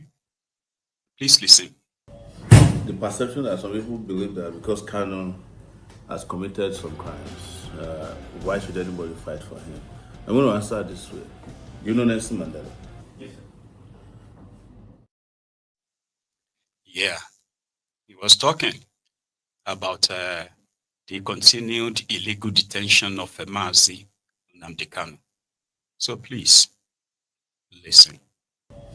The perception that some people believe that because Canon has committed some crimes, why should anybody fight for him? I'm going to answer this way. You know Nelson Mandela? Yes. He was regarded as a terrorist because he was fighting for the liberation of blacks in South Africa. In fact, Nelson Mandela's name was not removed as a terrorist until he became president of South Africa. That was when the US lifted the terrorism tag, granted him a visa, and he traveled across the world. And one of the things he said when he was visiting the US, same question was asked of him. Why is it that as a person with freedom loving, you are supporting Cuba? Which the person said, that's a human rights violating regime, referring to Fidel Castro. He said to them, sometimes the problem with you people is that you want to choose our friends for us and you want to choose your enemies for us. That is basically what's happening in your MBA group. Some people are trying to choose your enemies for you. But the question you should ask yourself is, what is Nnamdi Kanu fighting for? Self-determination. It came out several years ago that Igbos are tired of being treated like slaves in the country. And he wants the former Biafran region to break away as a nation state. The constitution is very clear. You can agitate for self-determination. But we don't have the position of referendum in our constitution. He started peacefully. He was going from village to village. In fact, he didn't go from village to village. He was on a radio. His only weapon was a microphone. Guess what? When he was arrested the first time, what they found on him was a microphone, not a gun. They found with Mandela a pistol. Well, with Nnamdi Kanu, they found a microphone. In fact, when they were asked to present evidence, even in the ongoing case, the evidence presented is that microphone, his underwear, top and bottom, and some of his writings. No element of terrorism was established in court. Nobody has testified that they saw him buying guns or ordering guns or ordering. They brought to court different kinds of audio messages, which was his response to when police was killing his people. When I was at Sahara Reporters, I had in my possession a video which I published at that time. I don't know if Facebook has taken it. As the Nigerian army went to where IPOB people were peacefully gathering and shot them dead live. 2014, I think. They killed them right there. This was captured on tape. It was provided by Amnesty International to me. So who committed the crimes? Is it the person who started peacefully or the government who said so? But like I started this with, this was the goal, you know. But the simplest question a lawyer asks when you go to court is evidence, right? If somebody is brought before a court on terrorism charges, we have not been able to prove it in 4 years. There's something wrong with that process. Meanwhile, Simon Ekpa was arrested maybe last year. He has been convicted within 6 months in Finland. He may not have been as guilty as it, but he has the process of appeal. The trial was speedy, open, and in my own view, fair. What happens to Nnamdi Kanu? You just keep defending, detaining him. Even when the Court of Appeal said that he's discharged and acquitted and wrote that he should be released forthwith, you refuse to honor that court order. And you are going into NBA groups to say, why is anybody fighting? You are taking extra legal steps to violate the right of a campaigner for self-determination. We are taking extra legal steps to force your hand to respect his rights. That is the reason for my protest. And who is in a better position to know a sham trial if it's not Sowore? I've been subjected to as many as 10 of those foolish trials. I have about 3 now pending. And they are going to end up in nothing. That's why since 1992, I don't write statements in police station. They sit me down, we are reading your rights to you, because I know we are not going to trial, for which my statement will be needed. And if I'm going to trial, my statement will not count if you have made up your mind that I'm guilty as charged. So tell your NBA friends that first and foremost, we are disappointed in them. They are not even represented in court to observe the trial. The same way they did to me in 2019. The NBA cannot, the American Bar Association sends representative to all my court trials. The Nigerian Bar Association is not in court, even as a friend of the court. You should be there standing up and say, my Lord, can we guide you? This is what the law says. The judge can say, shut up. But you are there. You go to your WhatsApp groups, and you know what they do? They then divide it into Yoruba, the people that are most vocal on Nnamdi Kanu, which riles me out, these Yoruba pseudo-intellectuals. Sure, he has committed, will be sending me videos. And I tell them, I say, if you are tired of Nigeria, if Tinubu was tired of Nigeria 20 years ago and he granted an interview that Nigeria should disintegrate, why should you stop others who want to exercise the same right? To be clear, I don't want Nigeria to break up. I'm a Pan-Africanist. Onyedu Ipod, Omeri Onendizu, Oniya, Abakare, Mama Dawora, Olabori Meri Nnamdi win the war. Python that's 1, Python that's 2, now Python that's 3.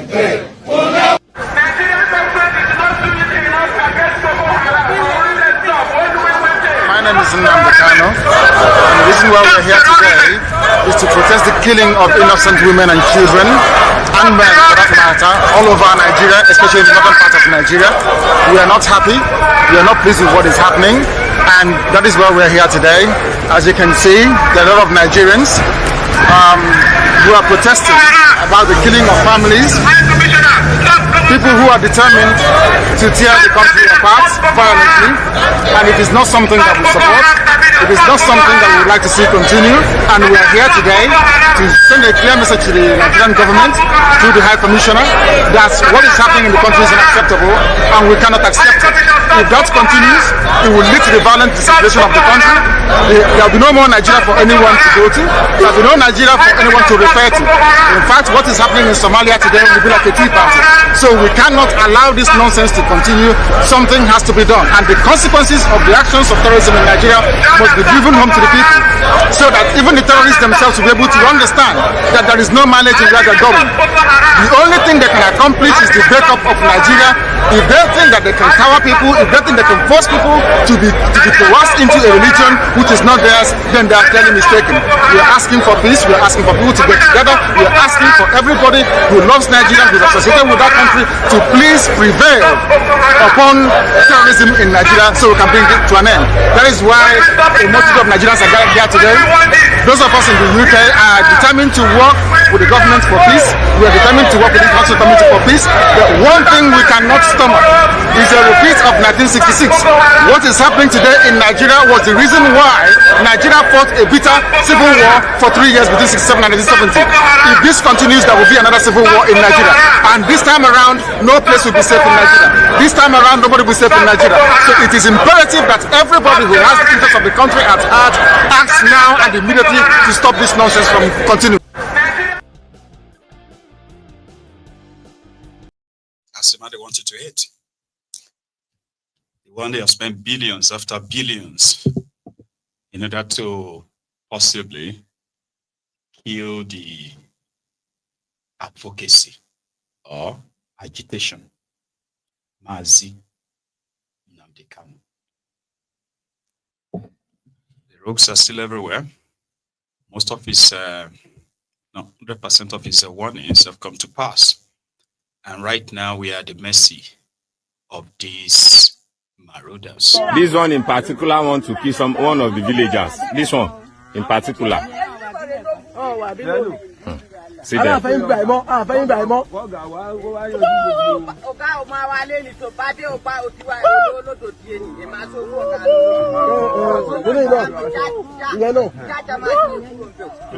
Ọ̀gbẹ́ni ọ̀nìkẹ́ má da ẹ gbọ́dọ̀ dá màlúù.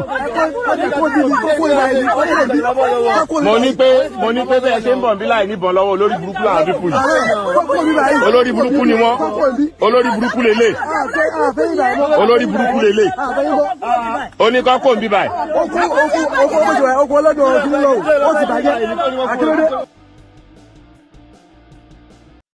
We don't want you to race around here anymore. Which is unfortunate. This one is unfortunate one. That one is unfortunate. And it's because they are not there with guns. Because if they were with guns, the voice of those people will not be that loud. I promise you, it won't be that loud. So it's just a matter of time before those ones will be armed too. And that is like at the southwest Nigeria, that west Yoruba land. You know? Now, it seems like it is completely hopeless, right? When it comes to people being rescued away from the APC. You know what I mean? Like, you can't be rescued. You have to rescue yourselves, okay? So in Adamawa, which is the Atiku's home state. So their new party, the coalition party, ADC, has splitted into two. One is for the Mr. Grasscutter, Babashir Lawal, and the other lady, Binani, Aisha Binani. So, and that got captured in their meetings that they had several meetings, separate meetings 2 days ago. Okay, simply because, oh, hang on, Babashir Lawal was supposed to be on the side of Coup. I think maybe not anymore. Here is a Arise TV report of these two events. And I don't know where it is like in other places, but this is Adamawa. Since the inception of the African Democratic Congress in Adamawa State, the party has been involved in serious crisis on who become the state chairman. Several ADC stakeholders are still having serious political calculations as to how the party will be stable to face the opposition in the 2027 elections.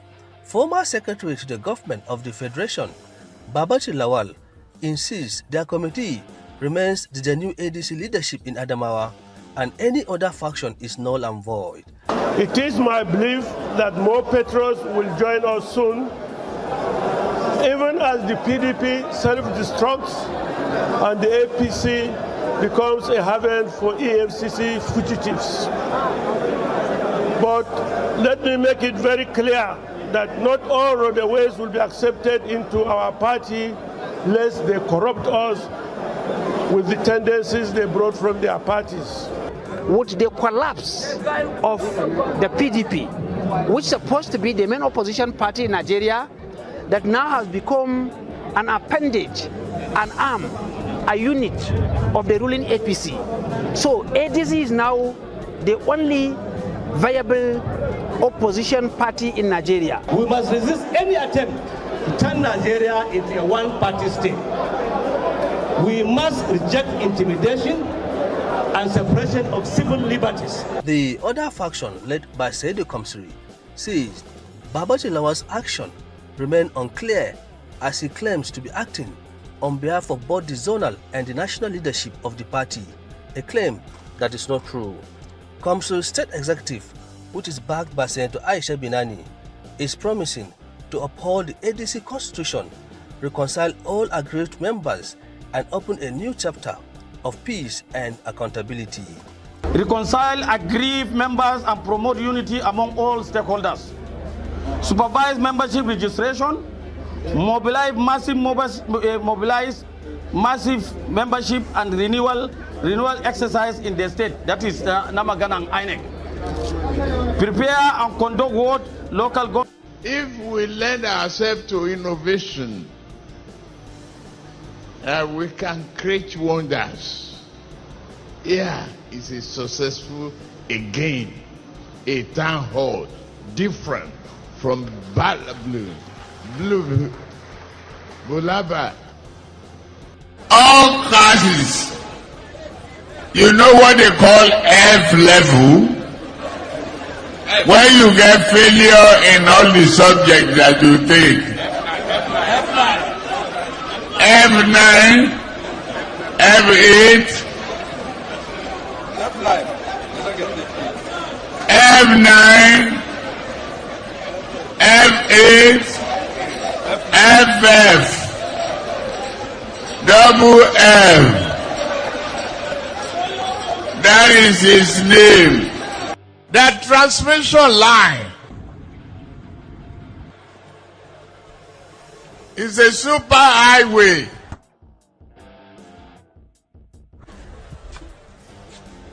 For generated electricity and power. They could not even make a down payment for a roasted corn.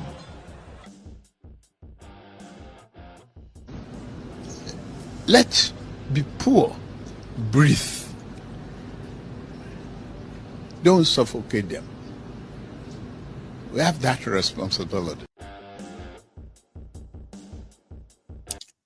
Let the poor breathe. So, again, your freedom.